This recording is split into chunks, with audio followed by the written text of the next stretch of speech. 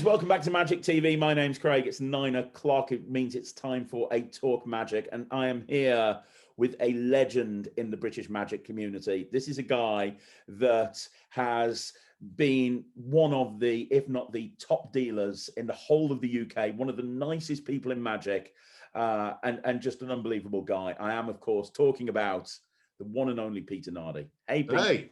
How you doing? Craig, how you doing? What an intro. Well, it's true, man. You are amazing. Like, I've been in Magic a long time, but Alakazam was firmly established when I first started getting into Magic. So, I mean, you've been around for a very, very, very long time. And I think last year marked our 30th year in the business. I mean, it's a long time. And you'll remember Magic was a completely different animal, or Magic dealing or being a Magic dealer was completely different back then. And, you know, I thank my lucky stars every single day that I'd been able to turn a passion into a job. And, you know, at the time when I was getting into it, I only knew a few Magic dealers that I'd met from starting. One of them was Tony Curtis. And I remember Tony saying to me, it will never be a business. You cannot make a good living as a Magic dealer. It's a pleasurable sideline, you know, and that was the general consensus. But obviously Magic blew up after Blaine, and you know, the rest is history. Absolutely. And I want to talk about your whole journey into Magic. I want to talk about Alakazam. I want to talk about everything. But I'm going to ask you the same question I asked Harry when I interviewed Harry very quickly, which is, how has Jenny still excited about watching a Magic trick after 30 years? Because I watch her, especially during lockdown. She's been the volunteer in a lot of the trailers that have been coming out through necessity. And I don't know if she's faking it, but she looks just as excited. Sarah, my wife, she just couldn't care less at this point now. But like, she looks just as excited to watch a Magic trick now as she did, like, you know, it's incredible. Well, I must admit that there is I mean, you know, we've got, you know, our wives are in Magic. They see it all the time. And Jenny genuinely loves good Magic. She loves good Magic. It's very hard. If I said to Jenny, oh, we're going to go and see a magician, it would be the standard, oh, really? But last year we were at, or the year before, sorry, we were at Leo's Crazy Day, and Jenny came with us. First year Jenny came with us, and she loved it because we had Etienne performing, and to watch, she loves being entertained. That's the thing. And when you see a good magician, you're entertained, and Jenny loves being entertained. So what I do and I know when I'm going to have to demo a trick on Jen, and remember, Jenny's not in the shop as much as she used to be now. You know, so she doesn't get to see a lot of the effects. She knows what I'm working on because I'll say, oh, I'm working on this by Craig Petty, but she won't have seen it. If I know that we're going to use her for the trailer, I will try not to show her the effect at all. And that's the key to it, really, because Jenny can't fake it. She cannot fake it, to the point that even if you look back at videos like the F1 Nitro wallet, I do a brilliant version of the Phantom card, and at the end she goes, oh, that's very good.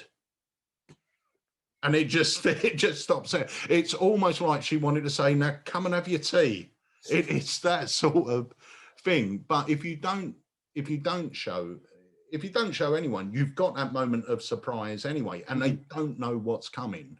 The problem is, if someone knows what's coming, they're prepared for it, you either you're a very good actor, but if someone isn't a good actor, and most people aren't, you can tell they're faking it. Yeah, absolutely. You know, I remember seeing a reaction on one of the newest things you brought out recently, the triple impact collateral damage. And she was just absolutely blown away. She just, you could just tell immediately. She was just like, what? And the thing was, Jenny had seen triple impact before, but not collateral damage. So she didn't know the first part of it. So that threw her a bit. And, you know, a really good one was Swindle. Such a simple idea. And Jenny won't be awkward on purpose, but she will go with her set instincts. So if I'm trying a classic false and she don't fall for it, or she knows I am, logically you go for another card. If Mm. you feel that some, and she will just do that automatically, she'll go for another card. So I have to make sure that whatever I do, that not that she'll try and mess me up, but she'll go with what her mind says. So if you see someone trying to, either you're going to be really nice and go for it, or you automatically go, I'm gonna get that one, Mm. and she'll just automatically grab for another one. So I know what tricks will impress Jen. I know what she likes magic wise and what I think will fool her. And if it's something I don't think will fool Jen, then I just won't do it on her. I'll pick Holly or Lily, Harry's girlfriend. Obviously, we're very limited to who we can do it to. Or if ever I get together with my sisters, I'll do it. My sisters absolutely love magic. Yeah, I think I saw them on the Executive Suite trailer. Yeah, I mean they literally love it. I've got the most supportive. I'm the youngest of six, and you know, I've got the most supportive family all the way through. You know, and it's incredible, and yeah, really good. So everyone's supportive, and it. Alakazam for us is still a family business. It's we're not a huge company. We haven't got a huge warehouse. We've got a couple of units on an industrial estate. We're still family run, you know, and it's got that feeling about it. It's And I've always had that vibe every time I've gone there. And I want to talk all about Alakazam and setting it up. But let's start at the very beginning. Let's start at the very beginning, Pete. What got you into magic? What was that origin story? Was it an uncle pulling a coin behind an ear, or what? do you know what? I can't really remember. I can't say it was getting a magic set because it wasn't. Um, as far as I can remember back, I've just been fascinated with magic. So and bearing in mind, like my family is Italian, so we always got together. When I come home from school or whatever it was, my house would be full of my aunties, my uncles, my sisters, my brother-in-laws. Now, bearing in mind, my sisters, so our family goes, my three sisters, then my two older brothers, one unfortunately is no longer with us, and then me. So there's quite a big age gap. It doesn't feel that big now, but when you're young, when I'm 6 and one of them's like 18 or something, that's a huge age gap. So my sisters were married when I was still a little kid. So I'm used to coming home and all my family being there. And see, I'm sort of going off on a tangent, but because we're an Italian family, our pastime was playing cards. So when the family get together, whether it's my aunties, my uncles, my sisters, my brother-in-laws, we would play cards. That was it. We would play cards. And so from a very young age, I was handling cards, and they were a natural thing to me. My dad, back in the day, I think I think I was just a baby at the time, but apparently, or not apparently, truthfully, he owned a gambling house in Lee High Road in Lewisham. So it was a cafe out front, and my dad, Domenico Nardi, owned the cafe, and at the back was a gambling house. I presume it was legal, but whatever it was, it was there. Um, so my dad was a big gambler. I remember Saturday nights being a young kid, and he was always at casinos. So he worked during the day, went to Edgware Road to casinos in the evening. And on a Saturday night, all his friends used to come round to the house before they went out to the casino. And we had Tony the tailor, we had Carlo the hairdresser, we had the guy that owned, I mean, it was everything. One of the guys was from Barbados or Trinidad.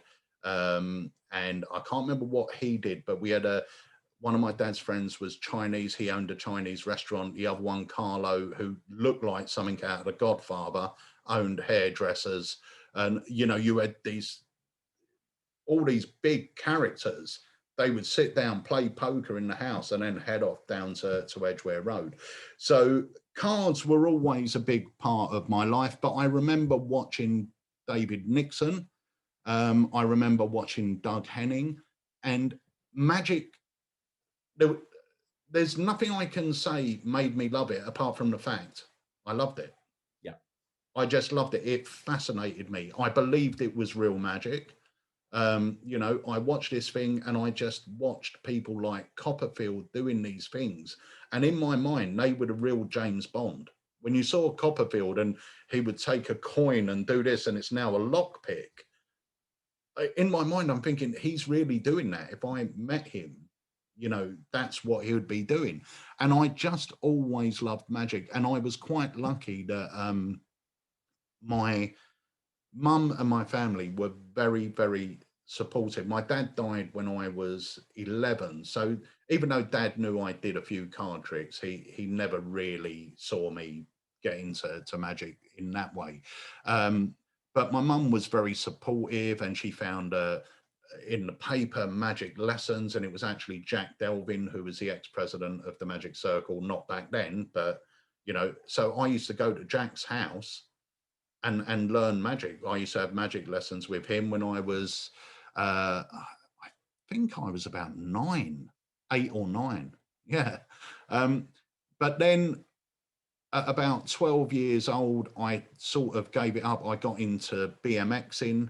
So I was all into BMXs and CB radios.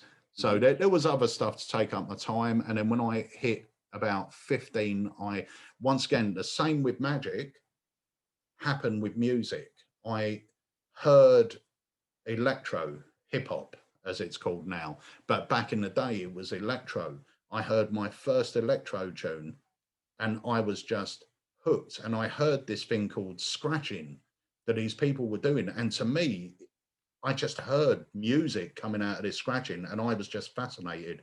So for a big part of my life, I was into that. I owned a recording studio for a few years where I made rave records. You can actually find them still on YouTube. And the records have actually got in the rave thing, they were known as pretty groundbreaking, some of the things I'd done, and they're still pretty known. That's amazing. Yeah, so I got into that for a bit. I was in the World Mixing Championship a few years. And then mixing. Wow, hang on a minute. Let's not just gloss past that. You're in the World Mixing Championships. I mean, yeah. There's me thinking you were doing this as a hobby, but I mean, you could. That's no.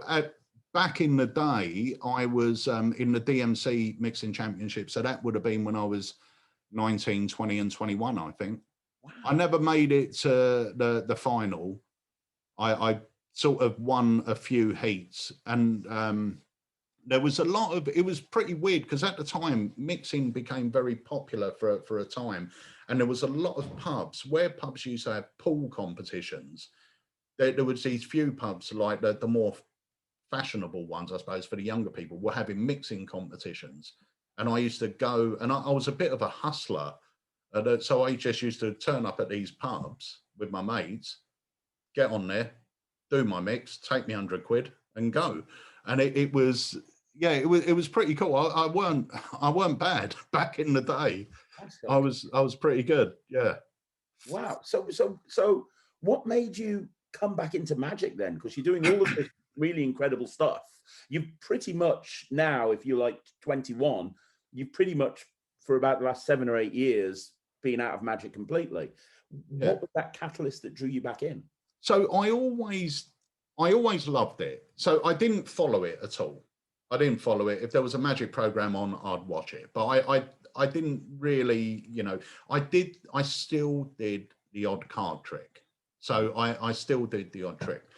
And then what happened was we had the recording studio, and I was making rave records. Now, personally, I didn't like rave, but it was selling and I could make it quite quickly, and I was pretty good at it.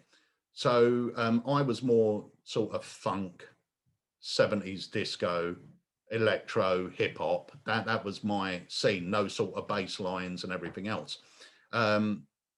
But then I started making rave records, but the studio wasn't making a huge amount of money. We were making enough to live, and me and my partner decided, my business partner at the time decided that, you know, we were just going to shut it and go our separate ways, because we started off making music together, and then it started to sort of, you go in different directions. And I've always been more of sort of a business minded guy. So for me, I knew if I was to bring out a record and it was going to make me whatever, let's say £1,000, I need to bring out a record every month to pay the bills. Yeah. Whereas he was very artistic and would take like 9 months to make a record. And I we got to that point where I was going, we can't keep doing this. The bills need paying, you know, the studio rent needs paying, this needs paying. And we ended up going our separate ways. And after that point, I just sort of lost, I had a lot of hours in the studio. I mean, I was there all day. We would finish at 2 in the morning. I was eating, you know, junk food all the time. That's where I put my weight on, because before that, believe you me, I wasn't ripped, but I was sort of quite fit. But then you go into a recording studio, you're sitting behind a mixing desk from 10 in the morning till 3 in the morning. You're having takeaway food every day. Then you're going home at 2 and eating dinner. And it's, yeah, it weren't a great lifestyle. It was enjoyable at the time. Yeah. But you know, when you get to that point where you just think, I just need a change. I need some normality. Yeah. I've been there. Yeah. Yeah. And I ended up getting a job as a telesales marketer. That's all it was, telesales for a computer company. I remember going for the interview. It was terrible money, but you got a bonus for every appointment you made. So, and you know what? It was terrible money. And we lived about, I would say, about 4 miles from my house to the office. Me and Jenny didn't have anything. We didn't have kids. We were together at the time, but we didn't have much money. So I used to walk to work every day, which was like 4 miles there, 4 miles back, maybe 5 miles. So I used to do that every single day, do my job, and take home for the first couple of weeks, like 60 quid a week or something. You know, we're going back to, you know, we're going back quite a few years, but it weren't great money. But then I started getting very good at the telesales part of it, and I started earning these big bonuses. And then the MD called me in one day and said, I want to put you in field sales. You got some learning to do, you got some training to do. And I moved up to field sales. And one of the engineers, it was for a computer maintenance company. So the job was, I would go to all these big companies in London, like banks and stuff like that, and I would sell them maintenance contracts. So we would become their IT team, right? So that's what we would do. And then they started using me as their closer. So if other salesmen went in and couldn't close the deal, I would go in and close the deal. And the thing is, I'm not a pushy salesman, but I feel I'm quite a trustworthy person. I told them I told them the truth. This is what we can do for you.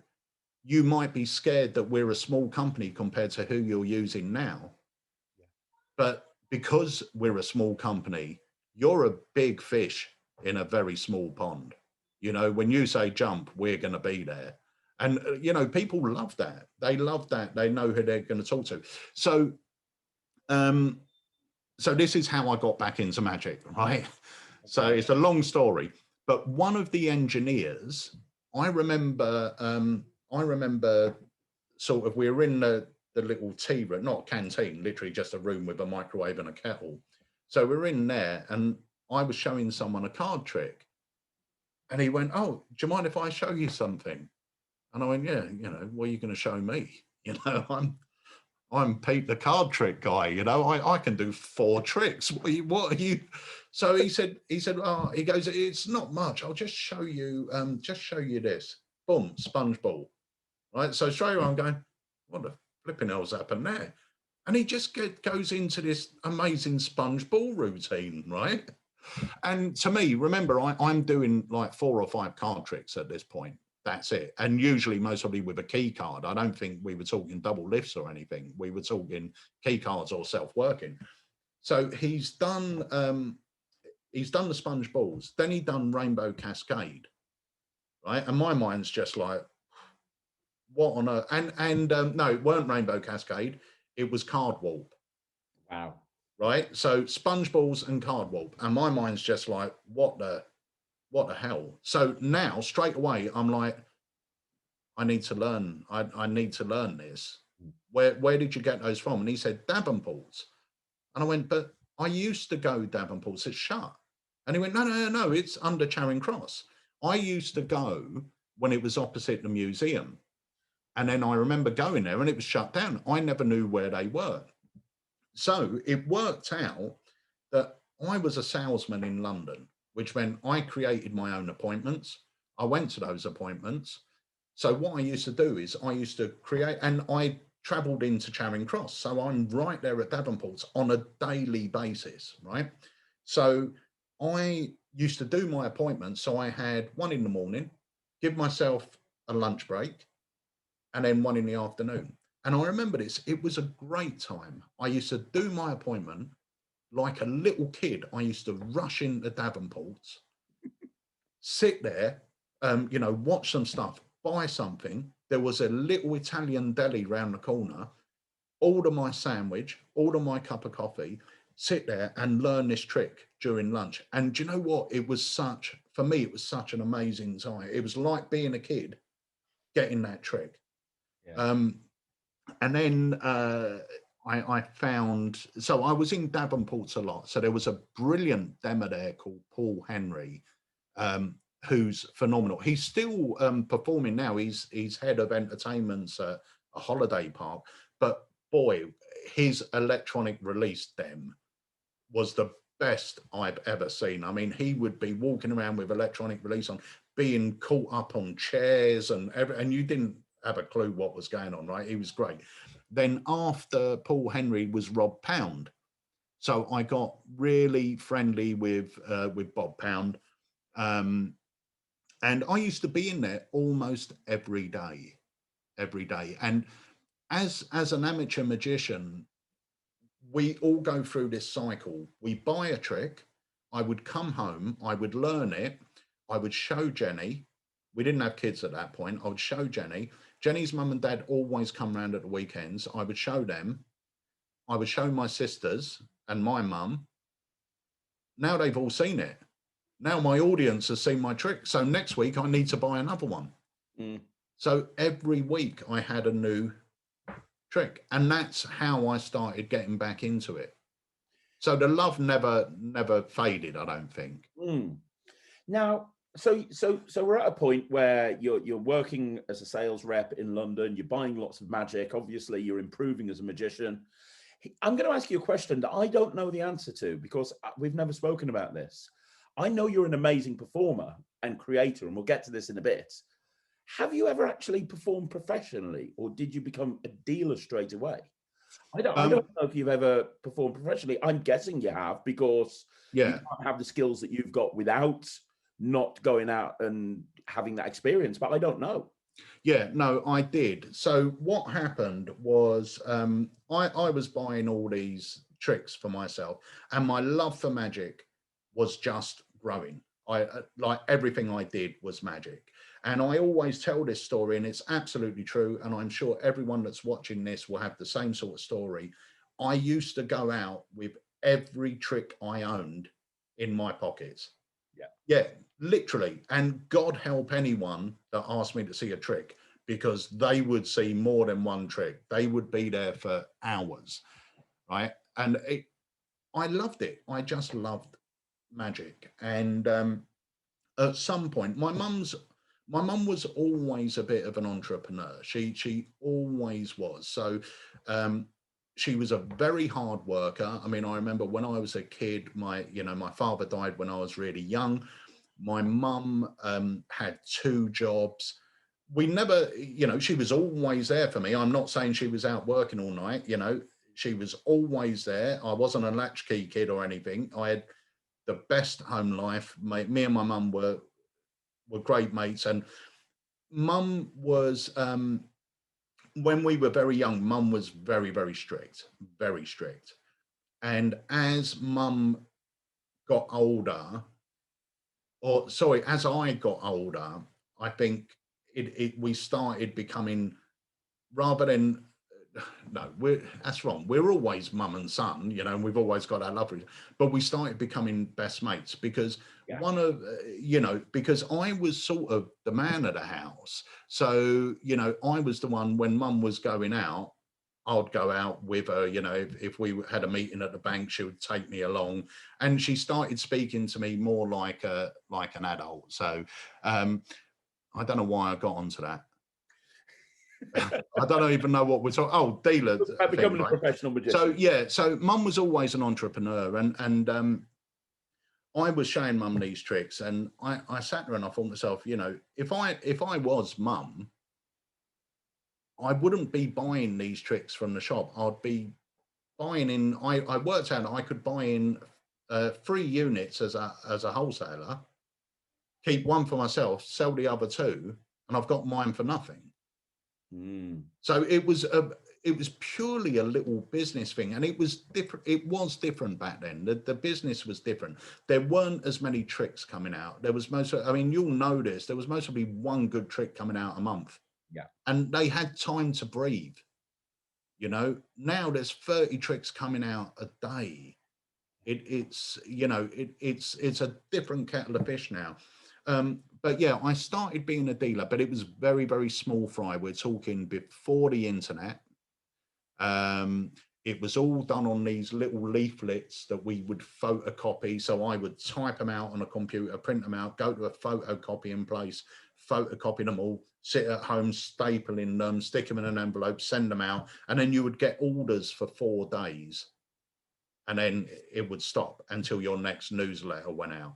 And then you would go to these little tiny conventions. There was conventions all over the UK, just these little tiny Magic Club conventions. So you would go and do those. So I was a dealer.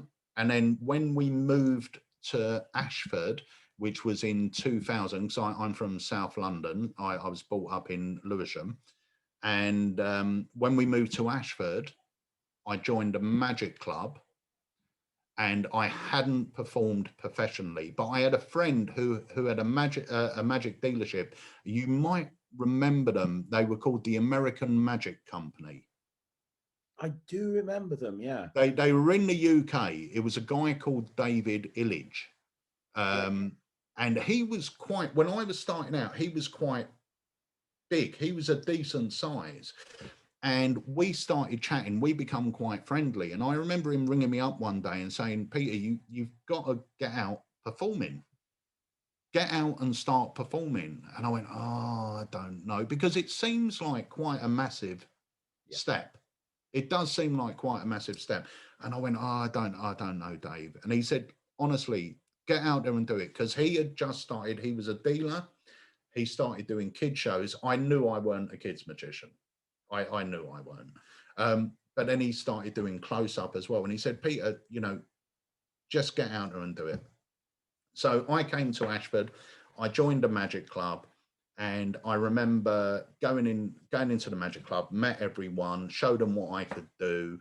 And I remember the president of the Magic Club ringing me up one day, and I tell this story all the time. Me and Jenny was sitting in McDonald's. So at this point, Holly was 5, Harry was not even 1 year old, I don't think. And I'm sitting in McDonald's, and I get a phone call, and it's the president of my Magic Club. And he said, Peter, I've got a magic gig if you want to do it with me. And I went, oh, do you know what? I don't know. And he said, look, there's no pressure. I'm there. So if you walk in there and 10 minutes later, you don't want to do it, go and sit down, go to the bar. I'll deal with it. He said, there's no pressure. And all I'd heard was over the years, I'd heard people going, oh, you know, go out, you earn 300 quid, you earn 400 quid, whatever it was, right? So he said to me when it's not a big payer. He said, it's 2 minutes down the road. We're only doing an hour. It's a Christmas dinner. And he said, it's 125 quid. So me, I've never done a gig before, but straight away I'm thinking, well, that's not a lot of money. Etienne's getting 300. And while he was on the phone, and I remember this moment, while he's on the phone, I'm looking at Jenny, and behind Jenny, there's a poster in McDonald's. Recruiting now, £6 an hour. And I looked up and I went, I'll do it. And it was at that moment, I thought, we don't know how lucky we are. Yeah. You know, it really clicked, because before that I'm thinking, well, no, hang on, I've never done a gig before. I'm not worth 350 quid, but everyone's saying they've got it. So, you know, in my mind, that's what I'm thinking. And that poster really brought it home to me. Wow. But then after that, I was out with some friends in Ashford, and we went out to the pub, and then we went for an Indian, went for a curry, and we were sitting in the curry house, and my mates used to love magic. They weren't magicians. So I was doing Crazy Man's handcuffs and a few other bits. And it's always been this. I've never been one, saying that, you're not going to believe it. See, I'm going to say I've never been one to do much talking, but I haven't stopped. You literally haven't said anything. But I've never been one to push myself. I tend to push other people forward. I'm not a big, you know, I want all the credit. I want to do this. I'm great. I'm just not that person. I've never been that person. I'm not into self-promotion. But it's always been other people that have pushed me forward to do things. And we were sitting in this restaurant. I'm showing my mates, just having a laugh. And the waiter comes over, and my friend goes, show him that trick. So I can't remember what I'd done. I'm sure it was just Crazy Man's handcuffs. And he said to me, he said, can you come back tomorrow to see my boss? So I went, yeah, okay. So I went back the next day, saw his boss, showed him a few tricks, and he said, we want you to work in here, like to do a residency. So they had never had an entertainer before. So I started doing a residency in this Indian restaurant, and what they would do is they would put on these special curry nights. So it was whatever it was, 15 quid a ticket. For that, they have a buffet. You can go up, help yourself to whatever you want, and then you would have the magician. So they'd done it one evening. I went in there, I performed, and by the time I'd left, they had sold out of the following month. And it was the people going, we're going to come back and we're going to bring our mates. So we had a table of 4, we now want a table of 8. So I'd done that for quite a while, and this restaurant owned 3 restaurants around the area, so I was doing all of those. So that was really good. And then Etienne started giving me gigs, so I'd done a few gigs for Etienne. Then there was most of it was word of mouth. I was never really, like I said, I'm not really a self-promotion type of person, so I would be totally rubbish as a full-time magician, because I totally understand, and I think what a lot of people don't appreciate is the fact that magic is only part of it. You've got the business side, and that's where I would fall down, because I'm not that great at pushing myself forward. Crazy because you've built up a very successful business as a dealer, which we'll get to in a bit. But I find it interesting to say, I wouldn't be a very good professional magician because I'm not good at business. But on the flip side, I have got a great business. It's interesting. Yeah, but then I done quite a few wedding. I was doing the standard close-up stuff. I've done a few sort of stand-up things, and I tell you what, I loved them when I did them. The first one I done, funnily enough, the first stand-up show I did was it was basically a show at Harry and Holly's school, but it was for parents that had talent. So it weren't like Parents Got Talent, because there wasn't any Britain's Got Talent. It wasn't a talent show. It was just a show put on by the parents. And one of the parents come up to me and said, "Oh, I hear you do," because I'm not one of these people at that stage that would just walk around going, "Hey, do you want to see a trick? Hey, do you want to?" I had changed, and whenever I used to go out, I used to have everything on me. Then it goes the exact opposite. Yeah. That you're like, "Oh, don't tell them I'm a magician," don't. So one of the parents came up and said, "Oh, Harry and Holly said you're a magician," and I said, "Oh, yeah, yeah," and they said, "Oh, we're having a show. We're putting on a show to raise money for the school. Would you like to be part of it?" And I'm going, and this would have been the first first stand up job, and I'm thinking, I don't know. I don't know. I really don't know. And then Jenny talked me into it, and I rehearsed so hard for this gig. I rehearsed so hard, and there was you had all like amateur dramatic groups and everything else. And I got up there and I did my bit, which was supposed to be 15 minutes. I ended up doing 40 minutes, which is wrong anyway. You shouldn't. But they were encouraging me to stay on. They were quite happy. They were all having fun. And I remember coming off that stage buzzing, absolutely buzzing. And I had like all these amateur dramatic people going, wow, how long you been doing it, and this and the other. I was going, "Oh, that's my first time." That can't be your first time. And it just felt great. It felt really, really good. I was absolutely buzzing. That's awesome. That's fantastic. So yeah, I have done, but my main income has always been Alakazam, but I did perform professionally for, I say it's semi-professionally because I had my job. I would do the gigs, but they were mainly close up, and I would do, if the need arises, I would do one or two stand-up pieces, because Etienne always said to me, make sure they know you're arriving and make sure they know you're leaving. So he said, if you can, finish off with something to the whole room. Doesn't matter what it is, but just get everyone watching. And that's me. Thank you. Enjoy the rest of your evening. And then everyone knows, you get your big round of applause, and that's it. And people will remember you.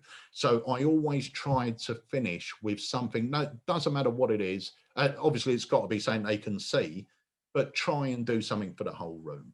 Yeah. So I always used to do that. But I wasn't one of these guys that was out every day. And it was most probably laziness that made me stop, because it got to the point where the residency was great. It was on a Tuesday evening. Tuesday evening, we were doing nothing. It weren't a huge amount of pay. I think I got 80 quid for 3 hours plus a free meal. And that was really it. So Tuesday, the kids were in bed, they were only really young. I would go out for a couple of hours, come home with a takeaway from me and Jen, and we had a little bit of money, and it was great. But the good thing was breaking in material. Yeah, absolutely. It was great training ground, really. So how did you go from, you're doing magic semi-professionally, you've got a residency, you've also got a job. How does that go and turn into Alakazam? Right. So the performing magic happened after I left my job.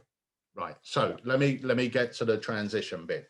So we had bought a house. We used to have a caravan in Dymchurch, which is not too far from Ashford here. And our daughter had just been born, Holly. Just been born. She was 4 or 5. And we were down the caravan. We used to rent a house off my mum. But my mum was reaching the point where she said, "Peter, I've got to sell the house. We have to sell it."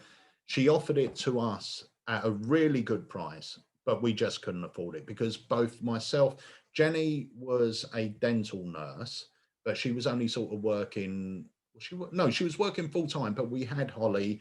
I was working, but we just couldn't afford this house. We were in the caravan for a week's holiday or whatever. Jenny picked up the local paper, and there was this new development being built. And one of the houses was called a Holly. So Jenny went, it's a sign. We got to go look at this house. So we went to look at a house, half built, because it's a new development. And she said, oh, you know, it's going to be great. Let's do it. So we had to borrow. We only had to put £100 deposit down on this house. We had to borrow that £100 deposit because we didn't have anything. So we put the deposit down, and we eventually, I really didn't want to leave Southeast London. So the house was ready in September, and every week Jenny would be coming up with my sisters and brother-in-laws and decorating. Every week she would take another bit of furniture, to the point that there was no kettle in my house and it was time to move. So we ended up moving, I think it was like New Year's Eve or something one year. And I was still working in London at the time. So I would have to, there was no fast train from Ashford to London at the time. So it would be an hour and 20 journey. I was working in Greenwich. I had to get a train into London, which was an hour and 20, and then back out to Greenwich, which was another sort of 15, 20 minutes. So that was like near enough a 2-hour commute when you put the weight in and everything else each way. So Jenny was waking up at 6 o'clock in the morning, taking me to the train station with the kids in the car. She's in her pajamas, and I was getting back at 8 or 9 at night. So I was still working full time. And so it was quite hard. And Jenny was trying to run Alakazam while we were there. So we were mail order. And then I got headhunted from the company. Actually, this was before we moved, but I was headhunted by another company, computer company. So I was now their top salesman. But the guy who headhunted me, the boss, had sold the company after I'd been there for about 3 months. And the guy that took over we just didn't get on. He was just really arrogant. He was actually quite strange, but he was like very, very self-promoting, very like, you know, we had a meeting with a marketing company and they showed us the new logo for the company. And he went, this is rubbish. He said, I want something that's going to turn head. When I walk into a room, heads turn. And that's what I want. And that was his attitude. It was just a really weird thing. And Harry at the time was suffering the scariest time in my life. He was suffering from something called fever convulsions, which were, we didn't know what it was. He was a baby. The first time it happened, he was about 6 months, and he just started fitting and going blue. And then we later found out it was fever convulsions, and they can suffer from it till they're about 5 or 6, till they can control their own temperature. And throughout that time, he must have had about 10, and they were super scary. I mean, he just starts going blue. He stops breathing. And I remember I was in hospital with him. I stayed overnight. And the next day I rung up and I said, look, you know, I'm really sorry. My son's had a fit. We've been in hospital all night. And he went, are you ever effing coming back to work? Right. And at that point, I just went to Jen, I can't work for him anymore. I can't do it. So I got another job more local. But what I did was I gave myself a 2-week break in between leaving that job and starting this new one. So I remember going into the office. This was after Harry had his convulsions. I sat there and he walked into my office and he went, you upstairs, right? So I've gone upstairs and he sat behind his desk. And this was one of the best moments of my life, because he didn't know what was coming. And I had already secured that other job. Right. So he went, do you want to work here? And I went, actually, no, see ya, like this. And in his face, I'm their top salesman, right? His face has dropped. He went, well, no, hang on. Let's not be hasty. Right. So he took me across the road. We went to a cafe where the thing, but I knew I was going. I played along with it. And then at the end, I went, that's all very, I mean, he was offering me everything, work from home, do this, do that. But I knew that the line had been crossed. Yeah. You know, the line had been crossed, and I knew, and I just went, sorry, mate, good luck with everything. I'm off. And then I gave myself this 2-week break. And what we found was when Jenny was running Alakazam, Jenny's got a bit of magical knowledge, but when people would ring up and say, have you got this in stock? And we didn't have it, she would go, no, I'm sorry, we don't. Boom. Whereas in that 2 weeks, they'll go, oh, Pete, have you got this in stock? And I'll go, no, sorry, we ain't. But have you seen this? This is really good. This just come in. That's just happened. And our take-ins sort of rose a bit. And I remember that it was the day before I was supposed to be starting this new job. My brother-in-law and my sister come down. And I was speaking to my brother-in-law and I said, look, you know, it's really crazy. I said, like, I think if we have a decent month, we can pay the mortgage. You know, if we have an average month, we can pay the mortgage. Obviously, if we had a bad month, we can't. But, you know, I just don't know. And he said, do you know what, Peter? He said, if I was you, I would give yourself 3 months. Concentrate on it for 3 months and see what happens. And literally the next day I rung up their job, said, I'm not starting. Boom. Wow. And that was it. That was the turning point. And do you know what? It took a lot of years. Thankfully, we always could pay the mortgage. Other things were better as well. The travel from here to London on a daily basis was costing me almost 45 quid a day. Yeah. So we were suddenly saving 250 quid a week on that, plus the lunch I was having. So even though the business weren't doing that much, the money we were actually saving was helping. And then it was from that moment on, we never looked back. We, you know, it just got bigger. And so obviously when you made the decision to start doing Alakazam full time, it was a mail order company. Yeah. Was it long before you decided to actually open up a shop? Because well, I say it was a mail order company. No, it was a mail order company, but my brother-in-law, that's it. I missed this bit out. My brother-in-law was up because we had, with this new house, we had a garage, and my brother-in-law came down, and we had sort of, because when we started Alakazam, it started with a little box of Rob Bromley tricks. That's what it was. I found Rob Bromley and I bought some, I know, deck penetrations and coin decks and cigarette fruit card and stuff. But obviously our stock had grown and grown and grown, as it does. You know, it just ends up growing. So we decided to convert the garage into like a little showroom. So my brother-in-law was actually there for that 2 weeks doing that. So he was knocking the doorway through, boarding out the garage and setting up in a little shop. So as soon as we went full time, we had a little showroom in the house. Yeah.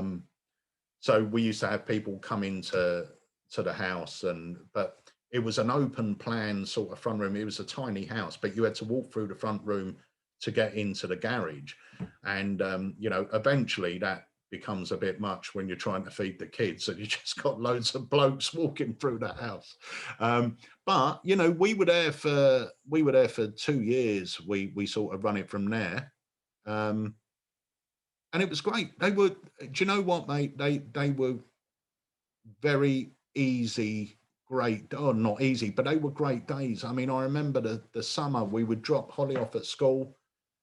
We would sit in the garden, you know, chat. Then the phone would ring from Alakazam. I'd go in, pack the order. At 3 o'clock, I would take the mail bag to the post office, leave it there. The postmaster, his kids went to the same school, so I used to give him a lift to the school. And then, you know, he would go back, do my post. I would take the kids home, and that was our day done. And it was just the best thing about all of this was being able to be there for the kids. We never missed an assembly. We never missed a play. We didn't have to answer to anyone. If we were popping out, we could just pop out, you know, and that to me is part of the fact that I'm really thankful. I think we're really, you know, I'm really blessed with what I've been able to do, you know, with this. And it's like you said at the beginning of this interview, when you first started Alakazam, the general perception was you couldn't make a living as a magic dealer.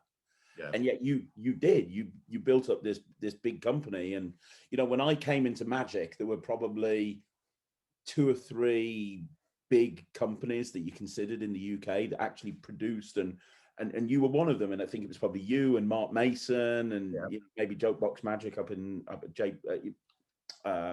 Magic Box up in Newcastle. Yeah, they those were the ones that everybody talked about. And you know, you have made a huge business out of something that when you first started, people were like, well, you're never going to be able to make that into a business. I mean, that just shows. Well, I mean, a lot of that goes down to Blaine. It really, really does, because when Blaine's first special was on, I think I was still working at the first computer company, and I had the dealership sort of running as a bit of a sideline. So I would, you know, send out these. So I was doing it in the evenings basically, and the moment Blaine appeared on TV, Magic was cool. I remember going into work the next day and everyone going, "Peter, show us the trick." It changed. It literally changed that moment that Blaine was on TV. The internet was a very new thing back then, and I bought myself a book on building websites for dummies. I think it was something like that, because there was no templates. It was all coding. So I built our first website, and bearing in mind there weren't shopping baskets back then. So a website was an online brochure. Basically, you know, you would see the product, see the price, and then write your check and post it to me. So I built our first website. So every night I was coming home from work and I'd get this book out and it will go, okay, how to do a product page, how to code it. And I would just sit there following the code in this book and just coding this website. So yeah, that's incredible. It was good though. And when did you start going down the route of producing your own magic? Because obviously everything that you've talked about at this point is, you know, you were buying in this trick and buying in that trick. When did you decide that you were going to become a producer of magic? Because that's a big step. There was a couple of moments which I'll explain in a minute that were huge gambles, but I've always seen myself as not seen myself. I just am. I think I'm one of those guys that's a pretty logical thinker. So if a problem is put in front of me, I can usually solve it. It's like, you know, even when you go back to the days of having the recording studio. Now you've got a lot of equipment. You've got to patch this into that into that, but I could actually sit back, look at it, and then understand how it works. I might not know the ins and outs of everything, but I'll go, okay, well, for this to happen, that has got to go in there. And so I've always been one of those sort of thinkers. It was the same with the music.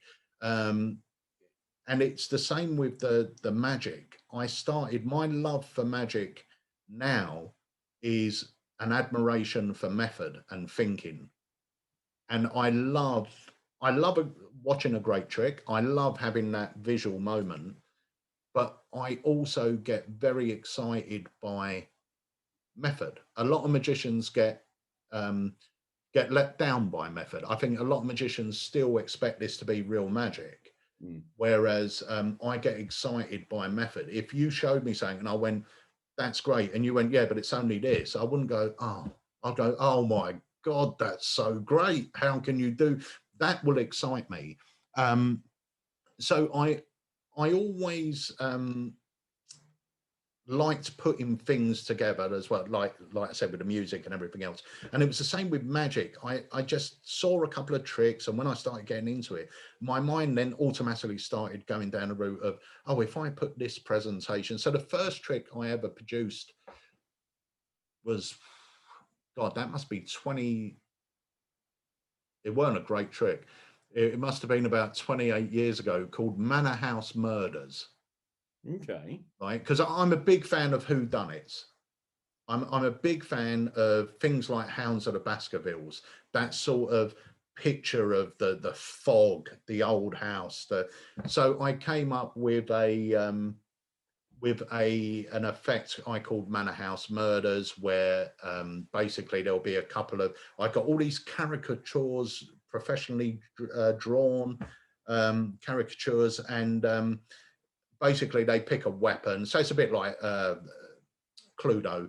They end up picking a weapon, they pick a murderer, and then when you reveal your prediction, it's a newspaper heading, and you've managed to predict, or they've managed to pick the right people. Very, very simple method. If I remember rightly, it used a glide for one of the forces.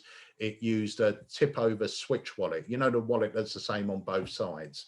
Yeah. So they would freely pick a card. I'd put it in there, and as I put the wallet down, I just flip it over.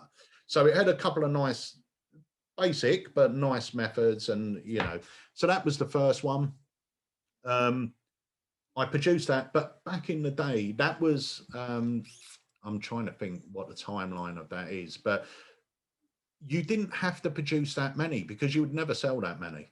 Yeah. You would only sell a trick if I sent out an email, not an email, a physical brochure, or you were at a convention, and then you would sell 6 or 7. So you make 24 up, that will be, a year's worth of sales or whatever it might be. And then I created a trick called Just a Bit of Fun, and it was spelled Jester, as in Colchester. So even back then, the names, mate, it was all there. And that was the first. Do you remember? There's an effect that's come out recently called Poker Test. Okay, yeah. And the diagonal roughing method. Yep. Well, I came up with that for Just a Bit of Fun. So Just a Bit of Fun used that method. So the idea was, I took out 2 jokers and fanned them. So it's just 2 jokers, put them down on the table. I now get a card selected, spread the deck, and their card has now vanished. Now quite openly pick up the 2 jokers, fan them again, and their card is now between them. Oh, nice. Square the jokers again, shake them, fan them again, it's now gone, and now it's face up in the other deck. That's great. And it was a very simple thing, and it was very basic back in the day. It used a double facer for the vanish and the false. And the great thing is the vanish now flipped it so it would be the other way in the face down deck. So that one moved on that. And then you had that zigzag, the diagonal roughing thing, which meant depending what way I found the jokers, the card would reveal or not. So, I came up with that years and years ago. And then my sort of first, I would say, big hit was Knock 'em Dead. Yes. Yeah. That's great. Knock 'em Dead is still most probably one of my favorite tricks to perform. I still know, I still get emails from magicians going, I perform Knock 'em Dead at every opportunity for a trick that's so old. And the thing is, let's be honest, it's not my method. I've taken something, but I've put my touch to it, I suppose. Yeah. And there was a funny story, because obviously the methods of Knock 'em Dead. Yeah. So I'll say it on here as magicians watching, but it's a 4-way out, basically. In its basic form, it's a 4-way out. But I remember when I first released it, and there was a fantastic magician, so funny, and we saw he passed away a few years ago, which is such a shame, because every time we were in a convention, going back 20 odd years, he would always come up, say hello, make us laugh. And he was one of those guys who would come up and go, Peter, what do I need? And you would go, this is good, give me them. And, you know, he trusted you, whatever you said. You know, we had built up a relationship. And I remember showing him Knock 'em Dead. He went, you know, I've got no idea. I need it. Give me it now. So I sold it to him. Off he went. He's walking around the dealer hall again. I'm demming Knock 'em Dead. Another out. And he went, oh, I'll take one of those. I went, no, you've got it. Don't worry. You can. Oh, no, I got that. No, trust me. You've already got this trick. You've just bought it. All right. Oh, okay. Walk round again. He sees another out and he went, oh, can I have one? I went, no. Off you go. But it was such a great story. I mean, me and Jenny sort of tell it all the time because it was, I mean, he was such a lovely guy anyway, but it was just so funny to watch him come back. And I remember speaking to Andy about Knock 'em Dead, and this was way before Andy worked with me. And he said he was at a convention, I think it was Portsmouth Magic Day, and he was there with Mark Lemesmer and Graham McKell, and the three of them were really tight. They were a group of magicians. And they came up to the stand, what's new? Showed them Knock 'em Dead, blew them away, right? But these are three young magicians that, you know, they're going to work out how it's done.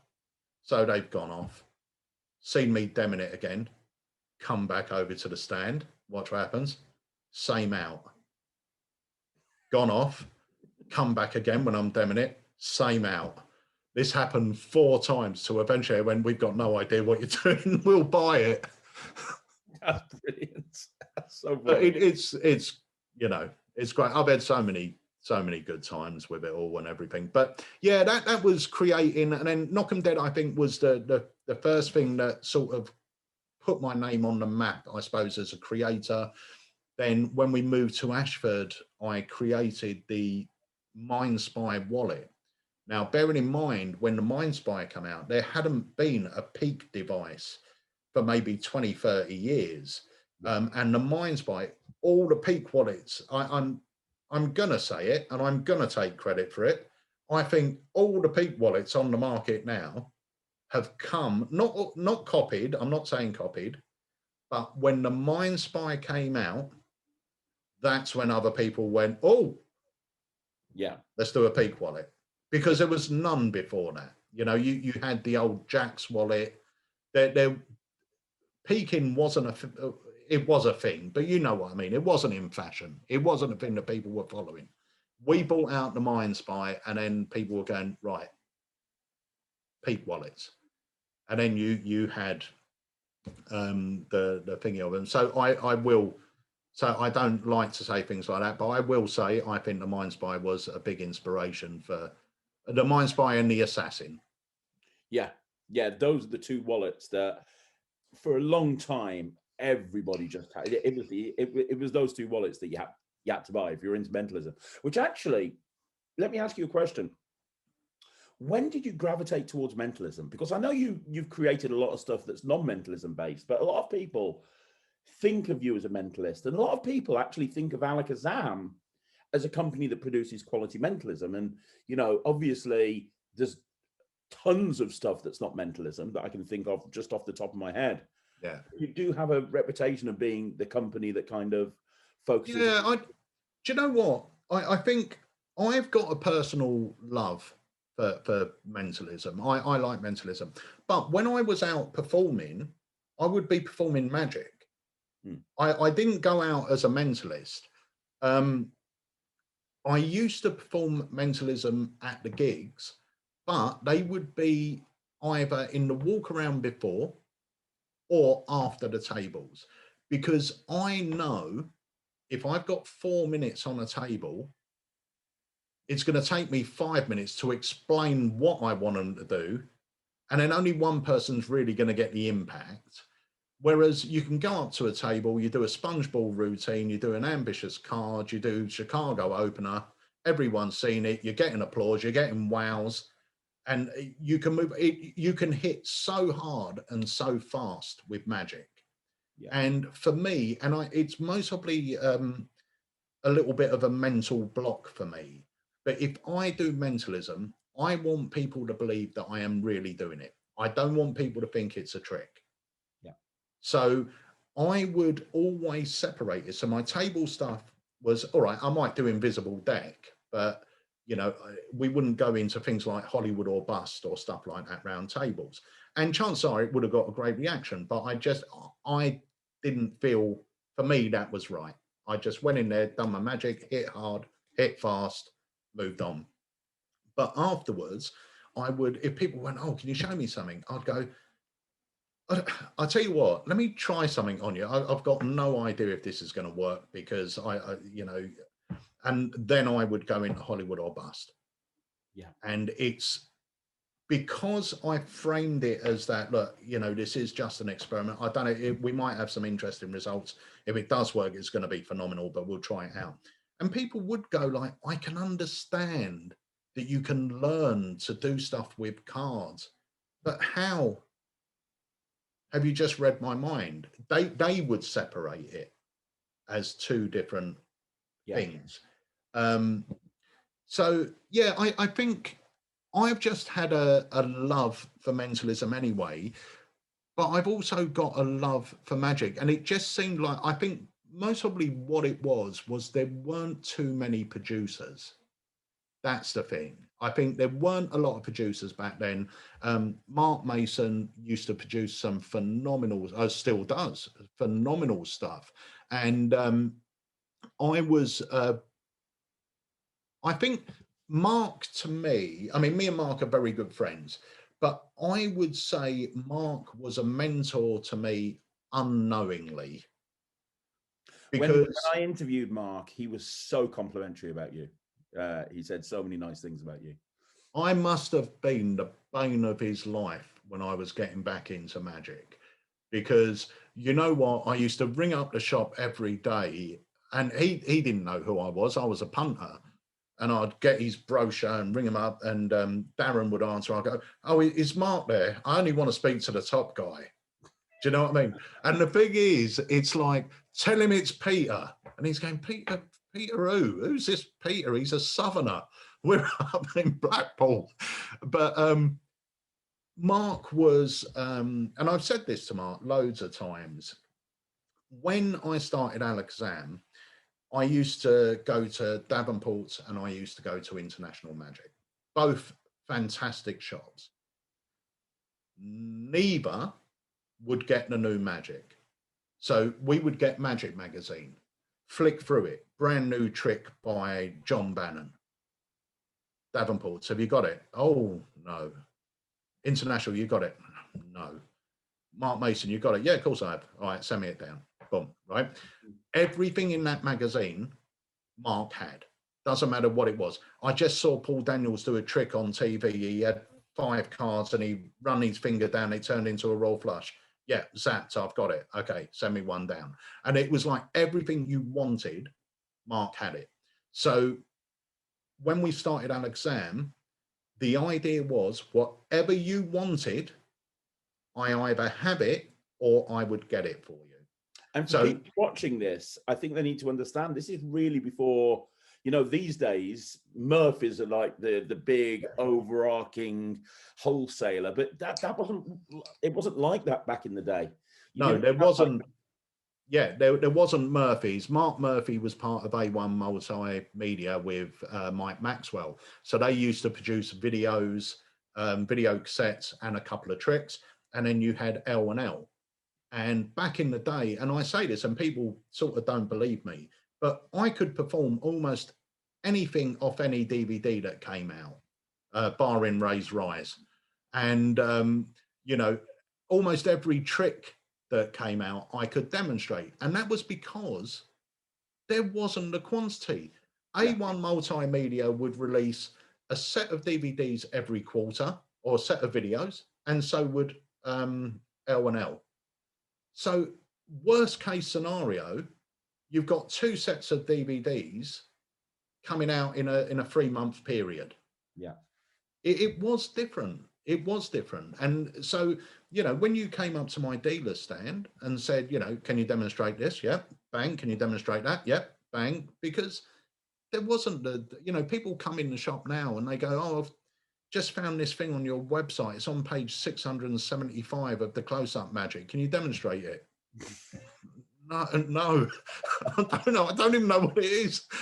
So, it's things are different now. And, but the idea was, so if you run me up, and this is when I started to know Mark Spellman and Rob Pound as well, because like I was going into Davenport's and Rob knew that I could get everything. I was there. I was the man. You wanted something, Peter Nardi can get it for you. So, and Davenport's wouldn't. If an L&L DVD came out or VHS, they wouldn't have it for a year. Genuinely, they wouldn't have it for a year. I don't understand why, but then shipping wasn't as easy, and nothing was as easy as it is now. So Rob if people used to ask Rob, oh, have you got this in Davenport's? He went, no, we haven't. But I'll tell you what, if you want it, speak to this guy. So Rob would always sort of tell people. And I remember Mark Spellman ringing me up going, if you've got this, it was, Steve Fearson's Fantastic Flotation. Oh, yeah. Fantastic Flotation. Have you got that? No, I haven't, but I'll get it for you. And so I would, what I'd do is I would find out where I could buy it, because like you said, there wasn't this central hub. There was all these little, distributors. So I'd find out where I could get it from. Now, you couldn't just order that. You had to have a minimum order of $500 each time you ordered. So to get Mark's 50 quid trick, I had to spend 350 quid. But I had all this other stock and Mark was a happy guy. Yeah. So anything that anyone wanted, it was my job to get them it. And I got them it. That's and nice. That was it, but JB was my inspiration, because whatever I wanted, he had it. I don't think he ever let me down with something. He was on the pulse. And the other thing you and Mark have in common is you're both very good at sales, especially in a dealer hall. Like, let's be honest, there's no one that can touch Mark Mason behind a dealer booth. But Alakazam comes a very close second. Like Blackpool, it's just Alakazam is just rammed like 3 days. Yeah, Mark's the one to beat. I mean, if I had a tenth of his ability, I'd be smiling. But I do remember there was, because Mark's usually behind me at Blackpool now. But when we first started doing it, he was at one end. We're on the same aisle. He was at one end and we were at the other. And one of our customers said, people have nicknamed this Death Alley. And I went, what? And he went, yeah, because if Mark Mason don't grab you at one end, Alakazam's going to have you at the other. And I thought that was really good. And, when I think back to like the old days at the Magic Circle Dealers Day, like 20 odd years ago, I would be opposite Mark. And me and Mark have always had a good relationship. We've never really felt we're in competition with each other. We always speak honestly and freely. If I've had a rubbish day, I'll quite happily say I've had a rubbish day. I'm not one for going, hey, I took millions today. It is what it is. But it was always mine and Mark's stand that were very busy, and I think that's because we both them. Mark's got there's something about Mark that there's just something about him that makes people just want to buy everything he picks up. There's something about me that I've really got to try hard to sell it. I wish it was as easy as Mark, but Mark, Jenny, Trisha, on Blackpool, the day before Blackpool convention, we go out for a meal together. When I was in Florida with Jenny and Harry, Mark and Trisha invited us out. They picked us up, took us back to their house. Then we went out with them. We spent the day with them. Harry was, how old was Harry? He was about 14 at the time, 14, 15. And Mark had him in stitches all day. I mean, Mark was Harry's best buddy. Mark and Magic Ballet, who Harry got really friendly with at the convention. Magic's another phenomenal demo. You know, he's another one that's great. You know, such a great guy, such enthusiasm, and just a good demo. Everything he does, you go, yeah, I want that. Mm-hmm. You know, Absolutely. really, really good. Well, here's a question. Have you got any advice on creating? Because, you know, you've run through some of your early creations, but over the years, you've created so many amazing tricks. Like I think back to the Blackpools, and a lot of the time, Alakazam have the trick of the convention. Or you've brought something out that's completely revolutionized the genre. Your handling of interlaced is just incredible. I remember when the Extractor deck came out, and you were demoing it in the Ruskin on the first night before the convention started. Everybody, that's all anyone wanted. All anyone wanted was that deck. Forget everything else. That was what everyone wanted. And it's the same with a lot of the stuff that you've created. So there's going to be a lot of people that are watching this that want to be creators, because when you come into Magic, creators are put on a pedestal, especially these days, aren't they? It's kind of like, and a lot of people come into Magic and they very quickly decide they want to be creators and they want to start creating Magic. Have you got any advice on how to create a good Magic trick? Because you've done it over and over again. Do you know what? I never sit down and think. I don't class myself as a naturally creative person. Now, I know people like you, people like John Carey, literally, if I said to you, I need 20 things done with this, you can create 20 things. I can't do that. I'm not. So my creations happen more sort of organically, I would say. So let's take, for instance, eye change. Eye change, actually, the process took over 10 years to get that right. And it's not 10 years of constantly working on it day in, day out. But I remember learning Jerry Sadowitz's All Things Change, I think it was, with the thingy. And I remember learning it and performing it and thinking to myself, this is really great, but there's got to be an easier way to do it. I mean, you're palming into your pocket, you're palming out of your pocket. There's a lot of moves going on. And I tried to create a way back then, couldn't do it. And then every so often, every few years, I'd find it again, what I'm working on, and try and add a bit more to it. And then one day, and I tried everything. I tried flap cards and, you know, just tried so much stuff. And then one day I was sitting in the shop in Alakazam with Chris Harding, and I was just messing about with some cards. And I went, do you know what? I think I've got it. And he went, what? And I said, get the guillotine.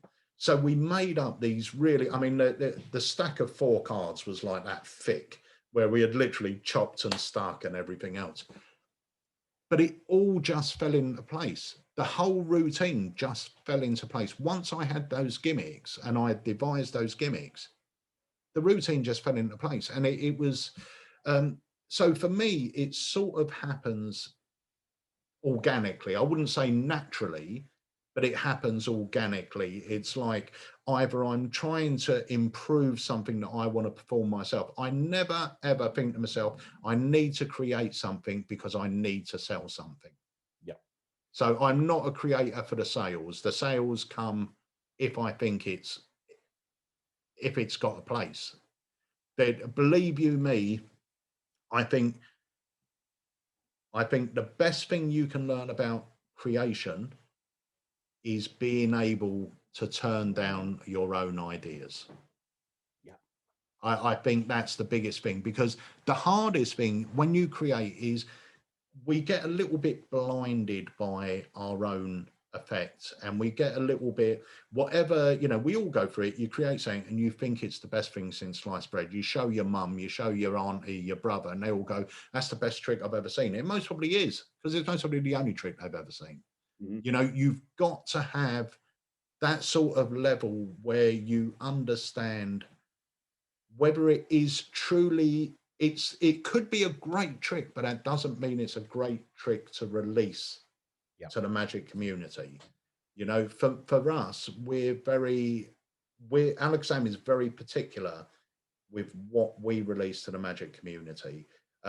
It's got to be workable. It can't be a YouTube only trick unless it is something that's, you know, purely up there as you can only do it on YouTube. But that's the type of thing we try and avoid. We want workers.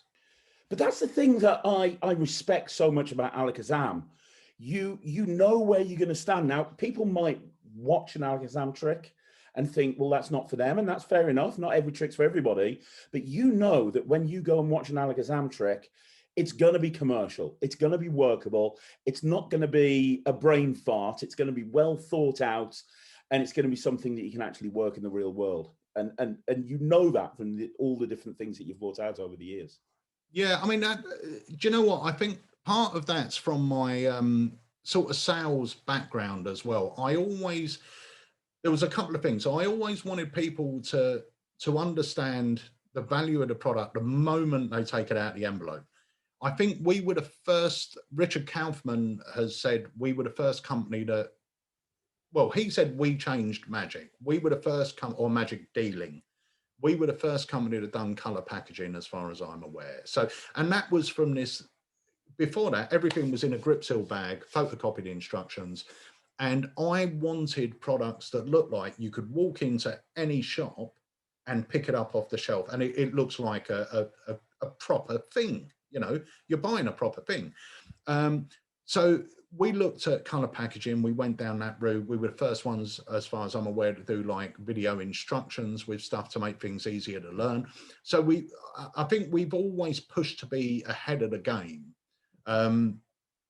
But the one thing, and you're absolutely right, and I say this all the time, I do not expect, and I totally understand that not everyone is going to like every trick that we put out. That's not life. I know that's never going to happen. But what I've always hoped is that whoever buys an effect, even before it arrives, they are going to know they've got what they've paid for. Yeah. I haven't fooled you into buying it. I haven't, you know, sort of given you false information to buy this product that's you're going to open it and you're just going to look through it and go, but this is unworkable. I want, and hopefully people in the Magic community that know us, they might go, do you know what, that trick's not for me, but I bet that the quality of that's great. Yeah. You know, and that's what I've always wanted. I just want products that people can use. I know they're not going to be for everyone, and we're very open with our trailers. You know, we're very open, and we try and show everything. Now, I'm very aware, and I know, you know, you go on some forums and go, hey, but that's really easy. All he's doing is a double lip. Now, we're all magicians here. If I watch a trailer, 95% of the time, I know what the method is, 95%. But that's not what I'm watching for. I'm watching for the effect. Is that effect good? Will my audience like that effect? I'm a magician. I should know. If I sit here, Craig, and go, look, I've got 4 face down cards. If you don't instantly go, he's only got 3, the 4th one's face up, second from bottom. If you don't do that, you know, it's natural that we know them. And when everyone goes like, oh, but that's easy, he's just doing it. We're magicians. We're supposed to know what's going on. It's for lay people. You know, we're out to entertain lay people. So we try and be open. And because we're open, you do have like a little bit of people trying to expose on forums. But I would rather give you the full SB so professionals can look at it and go, yeah, it's great. Simple method, direct effect, great props. That will fit nicely. Thank you. You know, and I'd rather that. I'd rather people buy with their eyes open rather than with their eyes closed or be fooled by saying, or disappointed. And that's why I think that you've got one thing that I've noticed, and you know that I've been around Magic, even though I'm not a dealer, I've been around dealers my whole life in Magic. One thing that I've noticed with Alakazam, and I don't know if you're aware of this, the people that support Alakazam are almost like a tribe. You don't see that in many other dealers. You know, a lot of the other time it's like, oh, who can I get this from? Who can I get this from? And it's like, oh, I'll get it from Penguin because it's a little bit cheaper. I'll get it from this. But you and the only other company I can think of that's even closely like this is Illusionist, where you've got like a group of people, a big, massive group of people that just buy into everything that Alakazam brings out. And when you bring something out, they're just going to get it sight unseen. Have you noticed that? Because that's... Yeah, I mean, we're really lucky. We are really lucky. I mean, I've honestly got some customers today that I had 30 years ago in Lewisham. Wow. I have got customers today that I've had for 30 years. And do you know what? Magic dealers, I think it's changing. I don't know if it is or it isn't changing. I'm not sure. But Magic dealers are a different breed, I think. So people class Magic dealers as friends. And a lot of my customers are friends. They will ring up and we will chat. And I'll be truthfully honest with you. I've had people ring me up in the past when a parent has died to tell me, or just to talk to me about it, because I've got a relationship with my, not now we're on the internet, a lot of customers just order online, but I have got the people that ring up and we chat, whether they want to buy something or not. We just have a chat. And I don't think you sort of, well, I suppose it's like, you know, if you're really into fishing, you go to your local fishing tackle shop, you get to know the people behind the counter, and you're sitting there Saturday afternoon reading your paper talking about fish. It's that sort of thing. So we have got that community, and we're very lucky, Alakazam, that, you know, I've always said that the ethos of Alakazam is encouragement. That's it. No matter what level you are, you'll always be treated with respect and you'll always be helped. Now, we started the Discord server, and that's the same thing. You've been very generous, come on there and given some lessons, but it's all about encouraging people to want to get into Magic. There's none of this elitism and like, oh God, you're a newbie. It's none of that, because everyone starts somewhere. And if you need help, we're here to help you. That's what our job is. And if you ring me up and you say, look, you know, I've just started Magic and I want to buy Raise Rise, I will say, maybe not just yet. Yeah. Yeah. You know? So because if somebody buys something and they just can't do it blatantly and they just stick it in their bottom drawer, it's going to put them off buying something again. They don't want that experience. 100%, 100%, you know, and you want people to enjoy the Magic that they're doing. And I get a big buzz out of, or, you know, I used to, maybe not so much now, but when I was learning, like when I was learning the Elmsey account and learning, it was such an achievement getting the, you know, the instructions and the trick for Rainbow Cascade and reading through it and doing this count as you're reading it. And you felt such an achievement getting there. And I think that's a little thing. I think that sort of path of learning has sort of gone a bit. You're sort of thrust in at the deep end now. Yeah. As someone getting into Magic, whereas we had to progress slowly, I suppose, because they're you know, but yeah, I just think for us it's all about encouraging, just having an encouraging atmosphere for everyone to be part of. You see that with what you do. And the other thing that Alakazam does right from the get-go is you seem to innovate. You're not stuck. I see some dealers that are stuck in the 1980s, but you don't do that. I mean, you know, you talked about the first company to bring out color packaging, and that's true, but not just that. I mean, you talked about the Discord channel.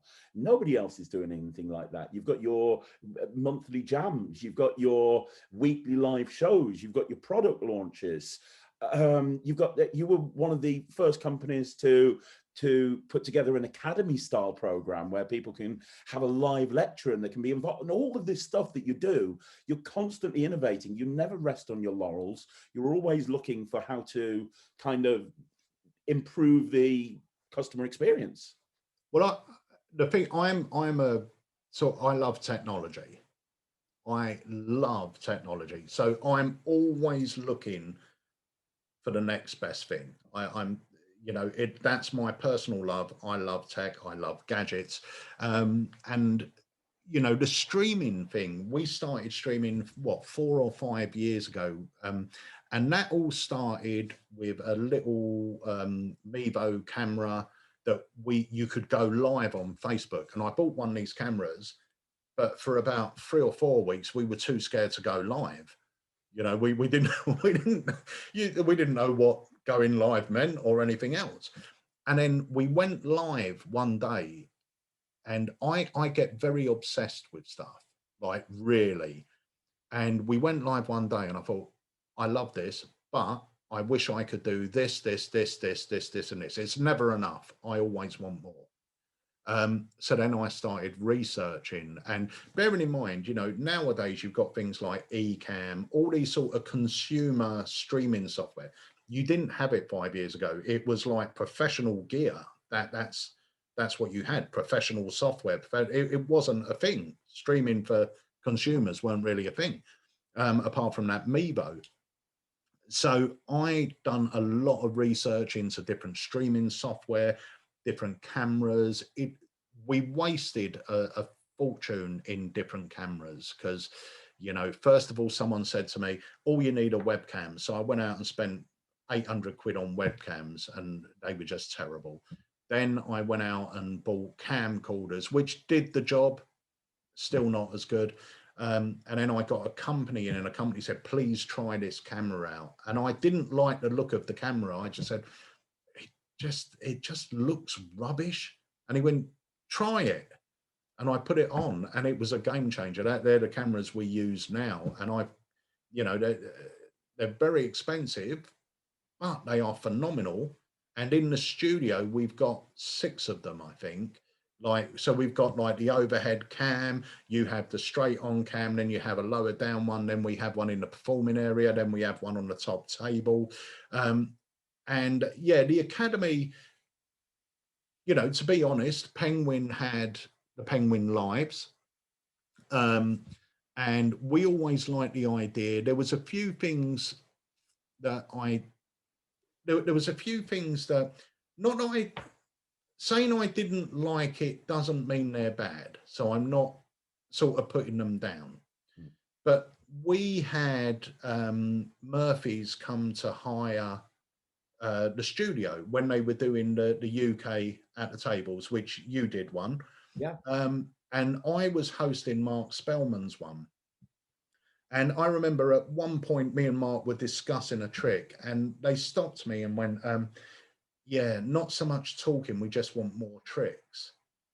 And then I said, but this what I'm giving now, what we're discussing now is the important information.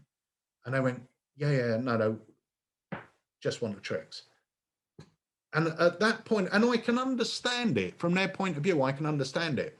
But I totally know that you could show me a trick, and if I don't understand the timing and the important touches you've put to that trick you've just shown me, I could go out and butcher it, get caught. You know, there's so much, because there's so much important information that helps you improve as a magician.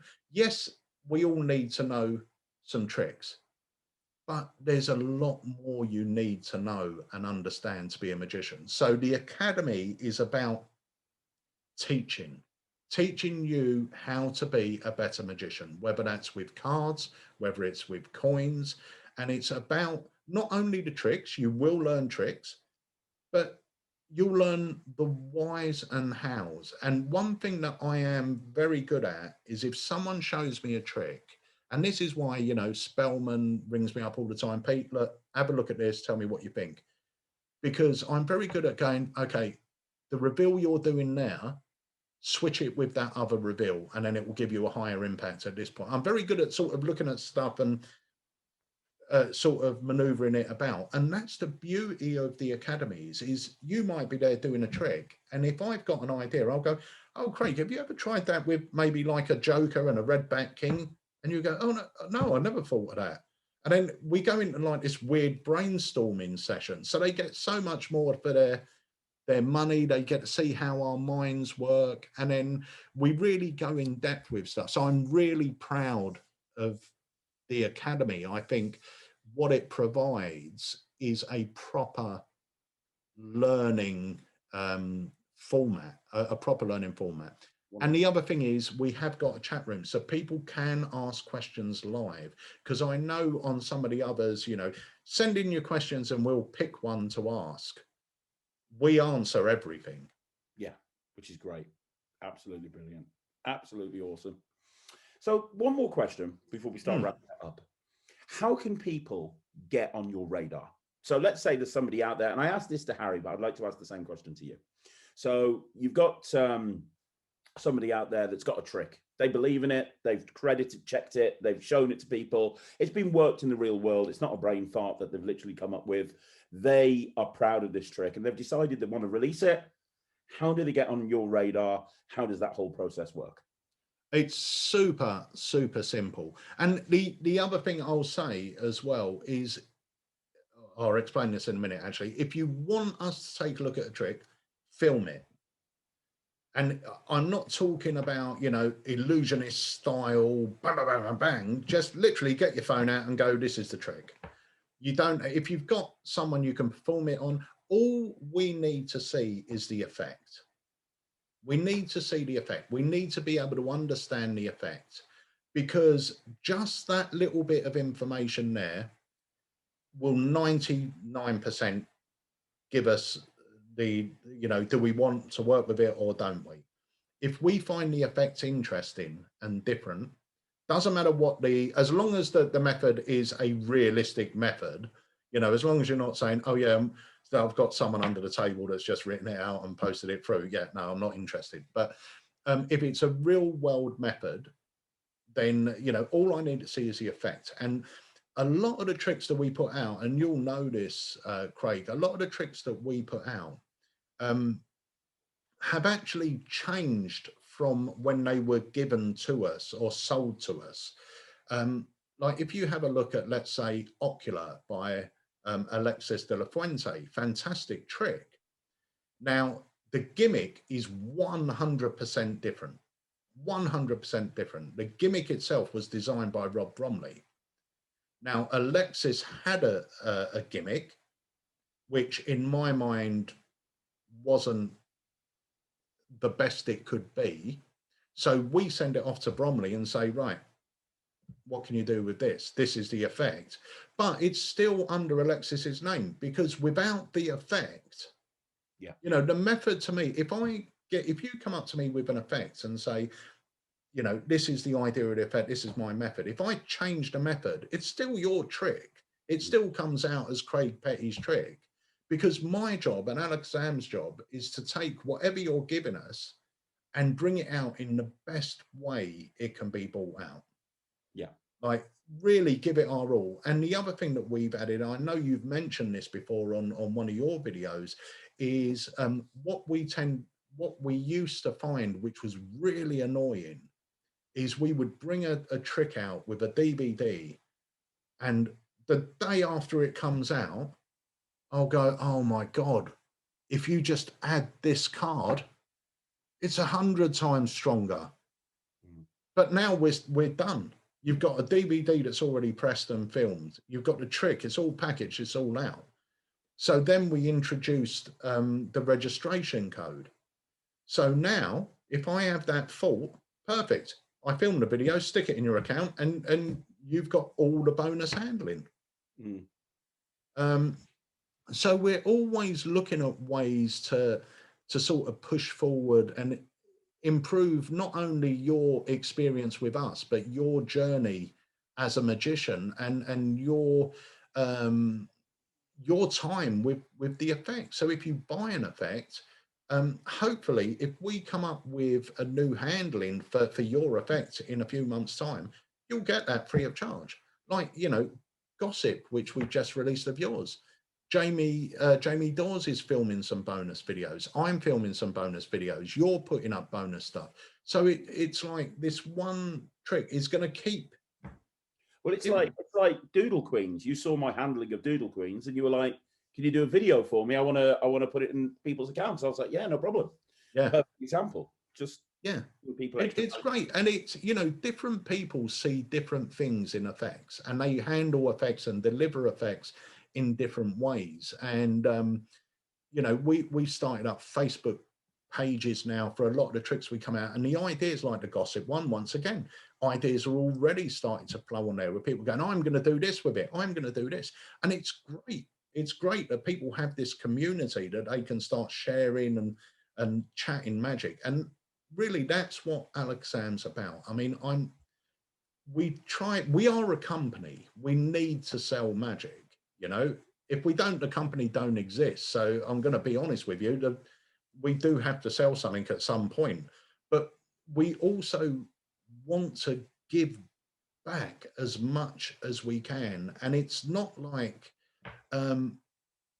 there isn't like an ulterior motive. There isn't an ulterior motive to start in the Discord, apart from the fact we want to give you guys a place to chat about magic, share magic, and a place that you're not going to get abused, which unfortunately on the internet now seems to be everywhere you turn. You know, you can't make a comment without someone jumping on your back. That doesn't happen on the Discord. We've got like a zero tolerance for anything like that, like literally zero. If you don't want to be there, don't be there. Yeah. Don't come on there and try and make everyone's life hell, because you won't last very long on there. Yeah, it's great. And it's just growing and growing and getting better and better.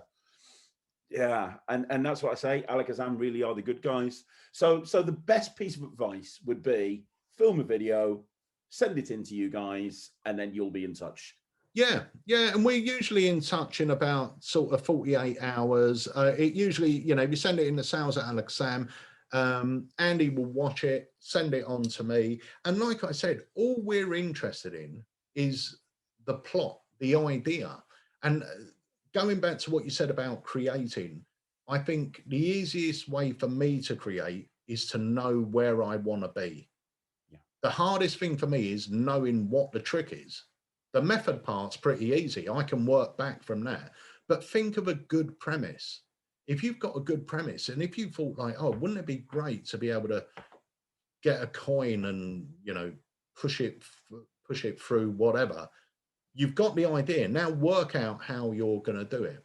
So yeah, if you've got an idea for a trick, film it, and it doesn't have to be great filming. You don't have to get, I don't care what reactions you get. Don't try and get loads of girls and boys screaming at the camera as if, you know, you just turn water into wine or anything. It's literally just film it. All we want to see is the premise. If we look at it and go, that's nice, what a nice idea. Yeah. And then we'll speak further. That's all we need to know. And do you know what? I'll just give you an example quickly. The Collector by Nicholas Mavresis. Amazing trick. Absolutely amazing. But I tell you what, he showed me that trick about, I would say, 8 months before we eventually released it. He showed me the trick. The trick was nowhere near what it is now. In fact, it wasn't a complete trick. But I loved the premise. As soon as he said, like I said to you, I love whodunits and stuff like that. So as soon as he sort of started showing me it, and it was a really weird thing, because when he first sent, if I sent you the video of what I actually bought the rights to, it was completely different. You had to get out all these, they make a selection, you get out these cards, then you do this weird mixing procedure with the cards, and it was just really strange. But I said to him, I said, Nicholas, I said, I love the premise. I'm going to buy the rights off you, but we need to work on it because this isn't ready. And it, you know, it was ready as a trick, but it wasn't ready for me. I knew there could be a lot more. So I bought the rights to it and we just worked on it. And then one day he came back to me and went, what do you think of this? And I went, that's it. That is it. We cannot get any better than what you've just come up with. And so we bought the rights to a trick that we didn't even really know the method to. Wow. That's You great. know, purely because we liked the idea and we knew that we would work something out. Yeah. You know, fantastic. And I spoke about this with Harry when I interviewed Harry. That kind of Alakazam touch that you guys have, where very rarely does a trick come out where it's exactly the same as it was where it first went over to you. You know, a lot of the time you guys will tinker with it, and that just comes from the amount of experience that you have, Peter, and you know, being able to look at something and go, well, maybe if we do this and do this and do this. yeah, and you know, sometimes the trick doesn't need any tinkering with. You know, sometimes it's as good as it's going to get.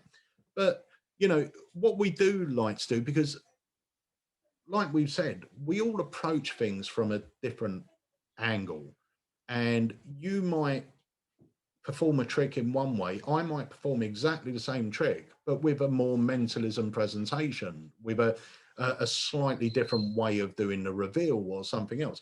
So what we do is either we try and improve the trick if it needs improvement. We won't make changes for the sake of making a change. We make changes for the benefit of the effect. But then we'll also add on additional handlings. If you take, for instance, Daniel's Bryan's Gone is brilliant. And his way of doing it is he shows 5 cards, puts the king face up in amongst them, the king vanishes, then he turns over the rest of the cards and they say gone, which is great. My handling is, I say, I'm going to show you the difference between sleight of hand and misdirection. The first thing is sleight of hand. Just remember one of these cards, or, you know, get 5 people to remember a card each. If I take the king, put it face down in the middle, just by using sleight of hand, the king will vanish. Now I show the 4 cards and I say, but it doesn't go far. It actually jumps back here into my pocket. Now for misdirection. What if I told you I've already switched out the cards in my hand?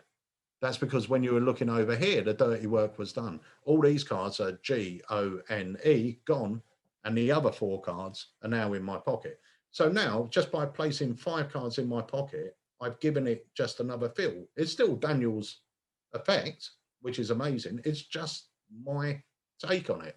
Yeah. And some people might go, well, I don't like your take on it, but it's an option. Yeah. And the way you do it is actually the way I do it. I think it's better. Absolutely. Yeah, and it is an option. And some people are going to go, no, I prefer it that way. But that's the great thing of options.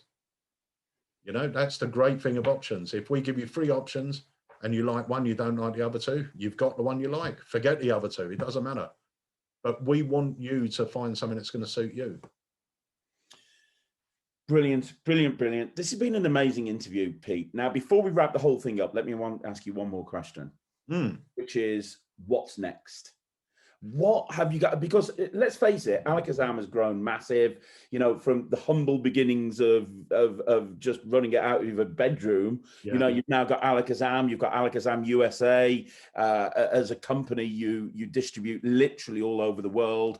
Your tricks are performed by magicians all over the world. If you decided to shut down Alakazam tomorrow, your legacy is set. People will talk about you for a very long time, but I know that's not the case. When I interviewed Harry, he openly talked about when he's going to take the company off you. Yeah, that comes as a bit of a shock. Yeah, right.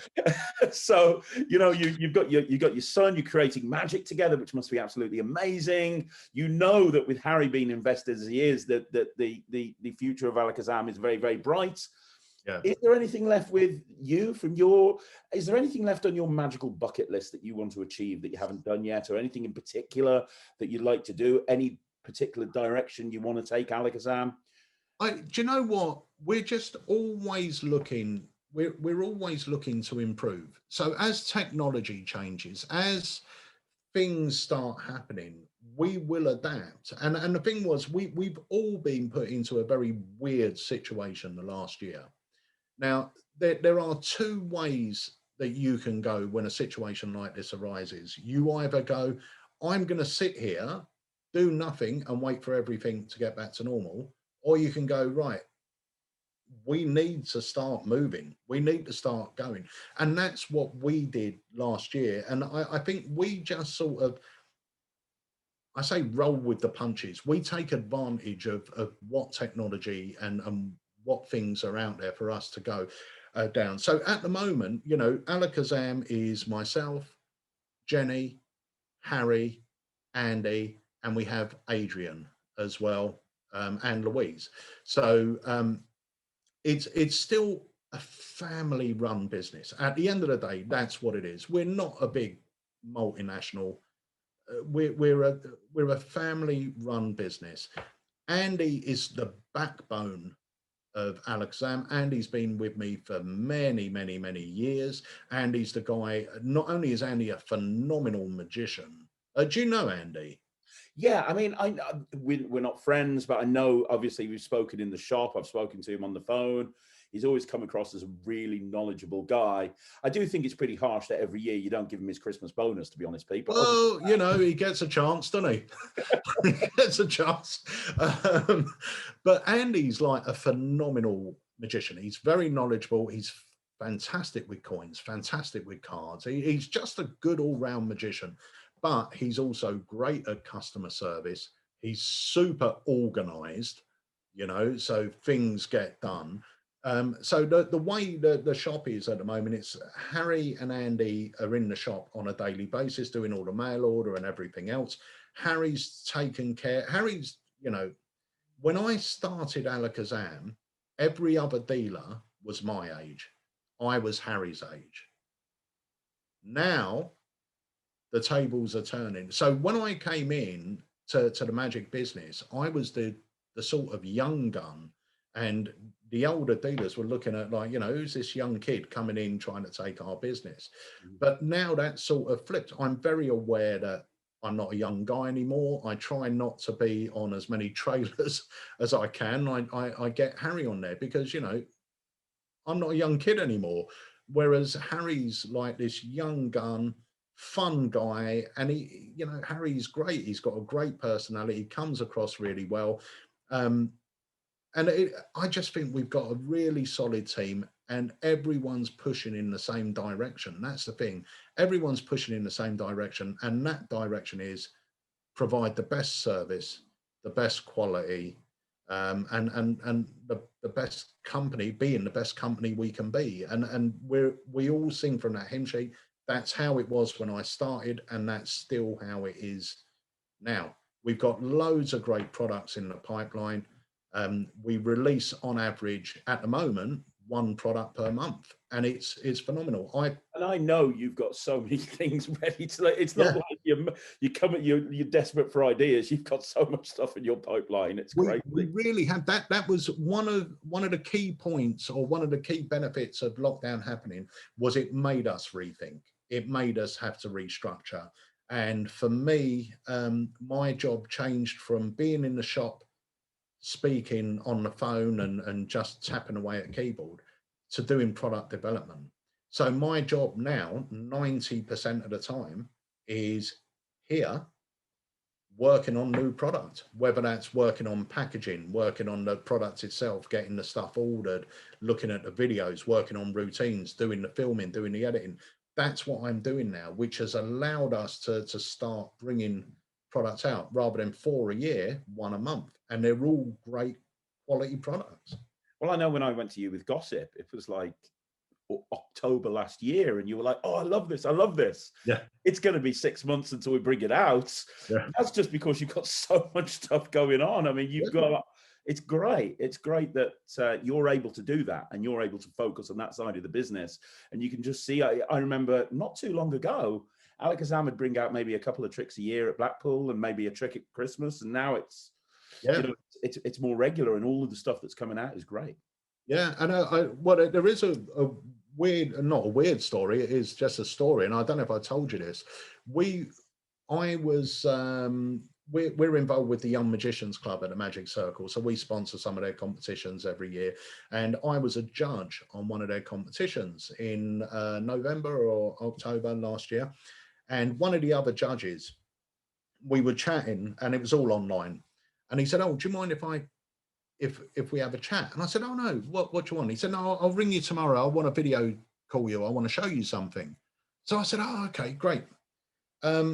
So he rung me up the next day, and he showed me an effect, and he went, "What do you think?" And I said, "I think that's phenomenal. If you want to sell the rights." And he said, "Oh, you already own the rights. You bought them 12 years ago." This was, I'm not lying to you. I saw it when he showed me it. It blew my mind. And I will say, this is the prototype here, right? So this is coming out. But it was one of those things where I think over the years, we have bought the rights to so many effects, and certain things happen as well, because you might buy the rights to something that you think this is going to be great. And then a month later or 2 months later, something comes out and you think it's sort of too similar to this. So the effect just, nothing happens because there's already something else has hit the market. Or, maybe what seemed like a great idea at the time for whatever reason isn't a great idea now. So there are various things. And sometimes, like I said, because I wasn't doing product development as my full-time job, it sort of worked out that we were only getting a few things. So something else would come in and you would go, "Oh, okay, that's going to be easier to get out because it's simpler to manufacture. We'll get that out." And then something else drops down the line. But thankfully, we've got a few effect. Well, a few. I think we've only ever, not bought out a couple of things, but a couple of these older gems are coming out this year, and they're phenomenal. The fact is, I was going to buy it again. I loved it so much. That's great. That's fantastic. Brilliant. Before we finish, very quickly, what's your favorite trick that you've ever bought out? Oh, don't. Because for me, I'll tell you, it's the extractor deck. I still do that every day. That was a complete game changer for me. Complete game changer. Do you know the story behind extractor? No, all I know is it's an amazing trick. Right. If you've got a couple of minutes, I'll tell you it quickly. Absolutely. Right. So many years ago, we released an effect called the Riser deck by Mark Elston, which is great. It was an ending to an ambitious card routine. It was his version of the Daryl, but make it more organic. You didn't need a piece of rope. It was all self-contained inside the card box. It's brilliant. Love it. Yeah. So Rob Bromley was the genius behind making them. And while Rob was making the Riser, he created the extractor gimmick. So he sent me this gimmick and he went, "Oh, Peter, check this out. You can put a card in here and, what happens, happens." So he sent me it as a sample and I went, "Oh, that's all right." And I popped it in my close-up case, or my demo case. Sorry, it was in my demo case.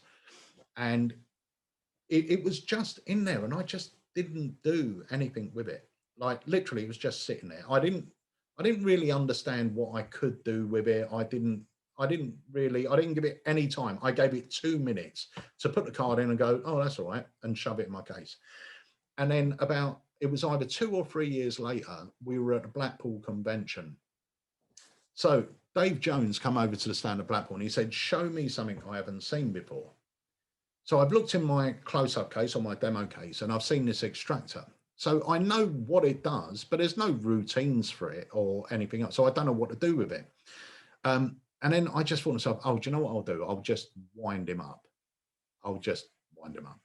So I've handed him a deck of cards and I said, "Dave, do me a favor, take the cards out of the box and shuffle them up. First of all, make sure they're all different. Shuffle them up for me." So he does that. And I says, "Dave, what I'm going to show you now is so unbelievable that you are going to swear those cards are marked." Right. So I said to Dave, I was really trying to big this up because I wanted to really make him believe this was going to be the best thing he saw. And then when the payoff come as it being stupid, it will be quite hilarious. So I said, "Dave, what you're going to see now is so impossible that you are going to believe those cards are marked. I don't want you to think that, so I'm going to turn my head." All right. So I now turn my head and I said, "David, give the cards another shuffle. And what I want you to do is I want you to take out any cards. You can look through the deck. You can think of a card now, whatever it is, it's got to be your choice. You've got to, this is so impossible. You're going to think somehow I've made you pick that card. You've got to be sure that this was your choice. Okay. Because you're only going to see this once." So he's taking, I'm really bigging this up, thinking that there's going to be this hilarious, nothing's going to happen at the end sort of thing, right?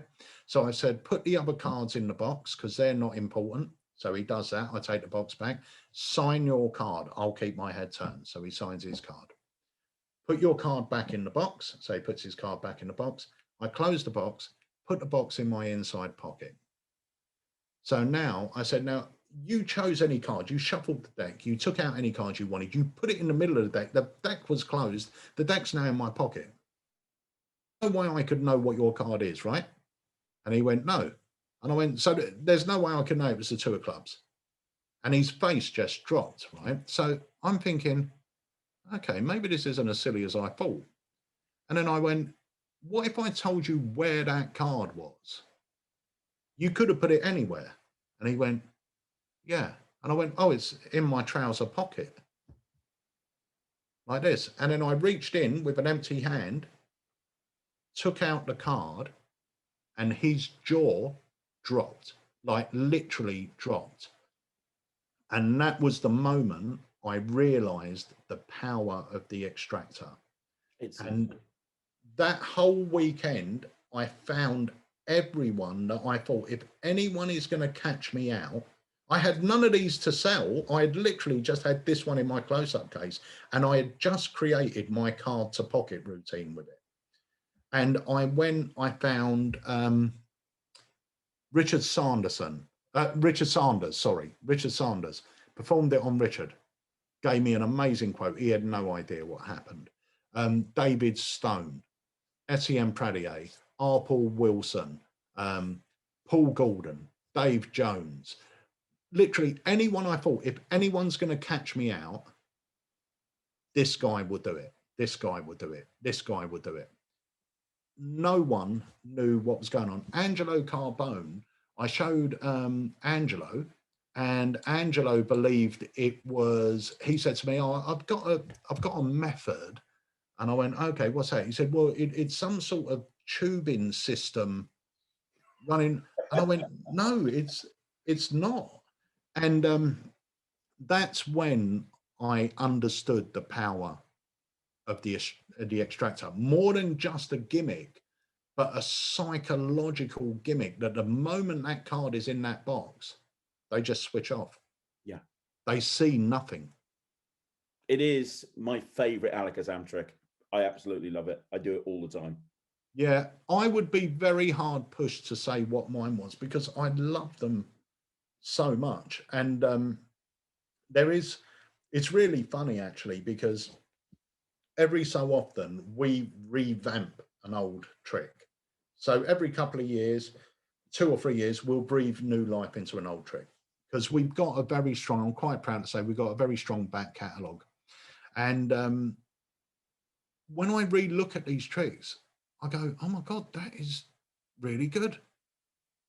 It's still really good, you know, but you forget because you move on. You're dealing with the 5 new tricks rather than the 10 old tricks, and you're on this rotation, so you tend to forget about the older ones. But then as soon as you do it again, you go, why aren't I doing that all the time? It's great, you know. So yeah, I'd be very hard pushed to say what my favorite was because I've obviously liked them all, otherwise I wouldn't release them. But you know, I think the extractor was a groundbreaker. I think Heirloom was another killer, the Assassin, the Mind Spy. There's been so many great releases that I'm, you know, super proud of. And the other thing, before I go, one of the things that I've really been proud of with Alakazam is, you know, back in the day, we were one of the first companies, especially here in the UK, to do DVDs, to actually release. And the amount of magicians, and I won't say that we made them famous, but we did give a lot of magicians a platform to become sort of internationally known. You know, people like Luke Jamay, John Archer, Benjamin L, Matthew J. Dowden, Colin McLeod, Spellman, James Brown, Chris Congreve, Chris Congreve, yeah. We've, you Gary know, Jones, the list goes on, mate. yeah, yeah, we, you know, and I'm really proud of that, you know. And Matthew Wright, That's right, who yeah. on your, and do you know what? We were at I went to a Matthew Wright lecture a couple of years ago, and he was. It was a really lovely moment that Matthew Wright said, you know, before I finish tonight, I just want to thank this man here, because without that DVD, you know, and it's amazing. I interviewed Matthew Wright on the channel a couple of weeks ago. His interview went up and he said the same thing. I asked him a question. I said, what's one of the big moments in your career? And he said, doing that DVD with Alakazam. So it's great, it's lovely, and it's, you know, I'm not saying this as a martyr. It isn't charity. I haven't, you know, gone out there and done, but it still makes me feel good that it's helped. And I say this to all the creators that come to Alakazam, because a lot of creators are worried that their name is not going to appear on the product, or this is, and that never happens with Alakazam, because my job is to create a name out of, like Nicholas Mavrasis. Yeah. I believe that over his last few releases, he has now got a far bigger following than he's ever had. Yep. Which means in the future, when I bring out a Nicholas Mavrasis trick, more people will pay attention to it. It's win-win, you know? Absolutely. Absolutely. Will we ever see the I miss those DVDs, you know, the you talk about the party animal DVDs and fancy a pot of jam and some of the stuff that Russ was doing as well, you know, eye candy and more eye candy, where you kind of have a guy going out and doing like stuff with a regular. These days it's all gimmicks, and isn't it? I'd love to kind of see dealers at least dip their toe back into that sort of product again in the future. But the problem is DVDs do not sell anymore. People aren't buying DVDs. So I think if you go for a multi-trick, it's going to be a download.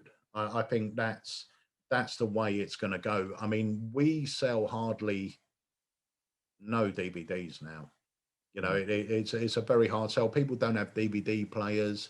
You know, computers aren't coming with DVD players, a majority of them now. And people just want to stream. I know when I'm watching a video, it's usually on my iPad. Yeah. So I still want to do them because I really enjoy it. I really enjoy it. But I do feel that, like everything, the market's changed. And there's a really weird psychological thing here. If I said to you, Craig, I've got this brilliant DVD, there's 10 tricks on it at 20 quid, right?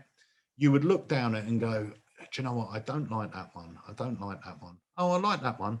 That one's excellent, but I don't like that one, that one, that one, that one. So I only like 2 tricks. I won't buy that. Whereas if I said, Craig, I've got this one trick here and it's 20 quid, you'll go, I like that. I'll have it. Yeah. It's crazy. It's a really weird thing. And when you think of it, it's true, because it's easier. We had just a little sort of story. We had a set of DVDs, which I thought were great. But for whatever reason, they weren't selling. So we reduced the price to almost giving them away. I think we reduced the price to like 10 quid for all 3 DVDs. It was, you know, ridiculous price. And they still weren't selling. So I eventually, like I did with everything, started stripping the tricks out and sending them as a download as a £5 each trick. Sold loads of them. But it is, I think it's where people just go, I like that, I'm willing to pay for it, but I only like 1 out of the 10, so I don't want to, which is a fair comment. But you get so much content in a DVD. It's a shame that those sort of days are on their way out. But I think people just like that quick hit. That's the trick I want. That's the one I want to buy. I don't want to sit through 2 hours. I think it's just at the end of the day, you're not in this as a charity. It's a business, and you have to put your time and effort into the stuff that you know is going to sell. Yeah, we do. I mean, there are, you know, there are things that I know are more of a labor of love. You know, we can't. if I went around losing money on every product, we wouldn't be about, you know, let's be honest. But there are some products where you know there isn't a huge market for it, but you love it so much that you just want to get behind it. You just want to bring it out. And there have been tricks like that. And to me, they're not there to make money. They're there to add something great to the line, something, another item I'm proud of. So it's not all about money, but it, you know, obviously the company has to earn money. Let's be honest, like every company out there, you've got to do it. But the one thing I want to say as well is we do ship all over the world. And since this pandemic started, our customer base and our reach has seemed to have grown and grown and grown. We're getting like 10 American orders a day. We're now getting 20, 30, 40, which is phenomenal. It's great. And we provide a great service to ship stuff over, and, you know, and we're selling more Alakazam products than anything else, which once again is phenomenal. Well, the thing about an Alakazam product is, outside of a couple of select dealers, the only place you can get an Alakazam product is from Alakazam. It's not like it's going to go into Murphy's and be available the next day at every single dealer around the world. Yeah. If you want an Alakazam product, you go to Alakazam. Yeah, no, it's great. And it's, you know, we're really proud. And I just want to thank everyone that shops with us for their support over the years, because, you know, without them, we are nothing. Without our customers, there is no Alakazam. But you mentioned it earlier. I just think Alakazam has got the best community in the business. You know, we really have. It's just a big, friendly, encouraging bunch of people. It really is. And that's not by luck, that's by design, with everything that the work that you and your team have put in to make those people feel special. Yeah. So, you know, a lot of that is on you, Peter. So, well, thank you, mate. It's so true. And thank you so much for this interview. I'm going to put down at the bottom of the screen the links to all of the Alakazam socials. So go check them out on YouTube, go check them out on Instagram, go check out alakazam.co.uk, but also alakazammagic.com. You can go to both of those places, but as Peter said, they do ship worldwide. It doesn't matter where you are, anywhere in the world, Alakazam can get the product over to you. Peter, thank you so much. I want everyone to do me a favor. I want them all to leave a comment down below. This has been an incredible interview. It really has. Oh, thank you, mate. I did talk a bit too much, I think. No, you didn't. No, you didn't. It was been absolutely incredible. And, you know, it's great. You don't do many interviews like this. So it's fantastic to actually hear you speak about your whole journey. It's been brilliant. It really has. Really has. Thank you, mate. It felt like therapy. Just getting it all out. And I want to tell everybody who's watching this, please support Alakazam. You know, there's a reason why I went to Peter when I wanted to release a product and I hadn't released it in years, because I knew that I knew I could trust Peter. I knew that I'd be in safe hands. And, you know, you are one of the good guys, and I want everyone who's watching this to support you. I really do. You know, you're a family business and you've done amazing things in this industry. So long may it continue. Peter, thank you very much for everything that you've done and you continue to do for Magic. Thank you so much, mate. Thanks for having us. And yeah, keep up the great work. Will do, mate. And thank you again, guys. Leave a comment down below. If you want to see more videos like this, remember to subscribe to the channel and leave a comment and like the video. We're putting 24 videos up a week, remember, so I'm going to be back tomorrow at 2 o'clock with a video, 6 o'clock and 9 o'clock. I'll see you then. Thanks very much for watching. My name's Craig from Magic TV.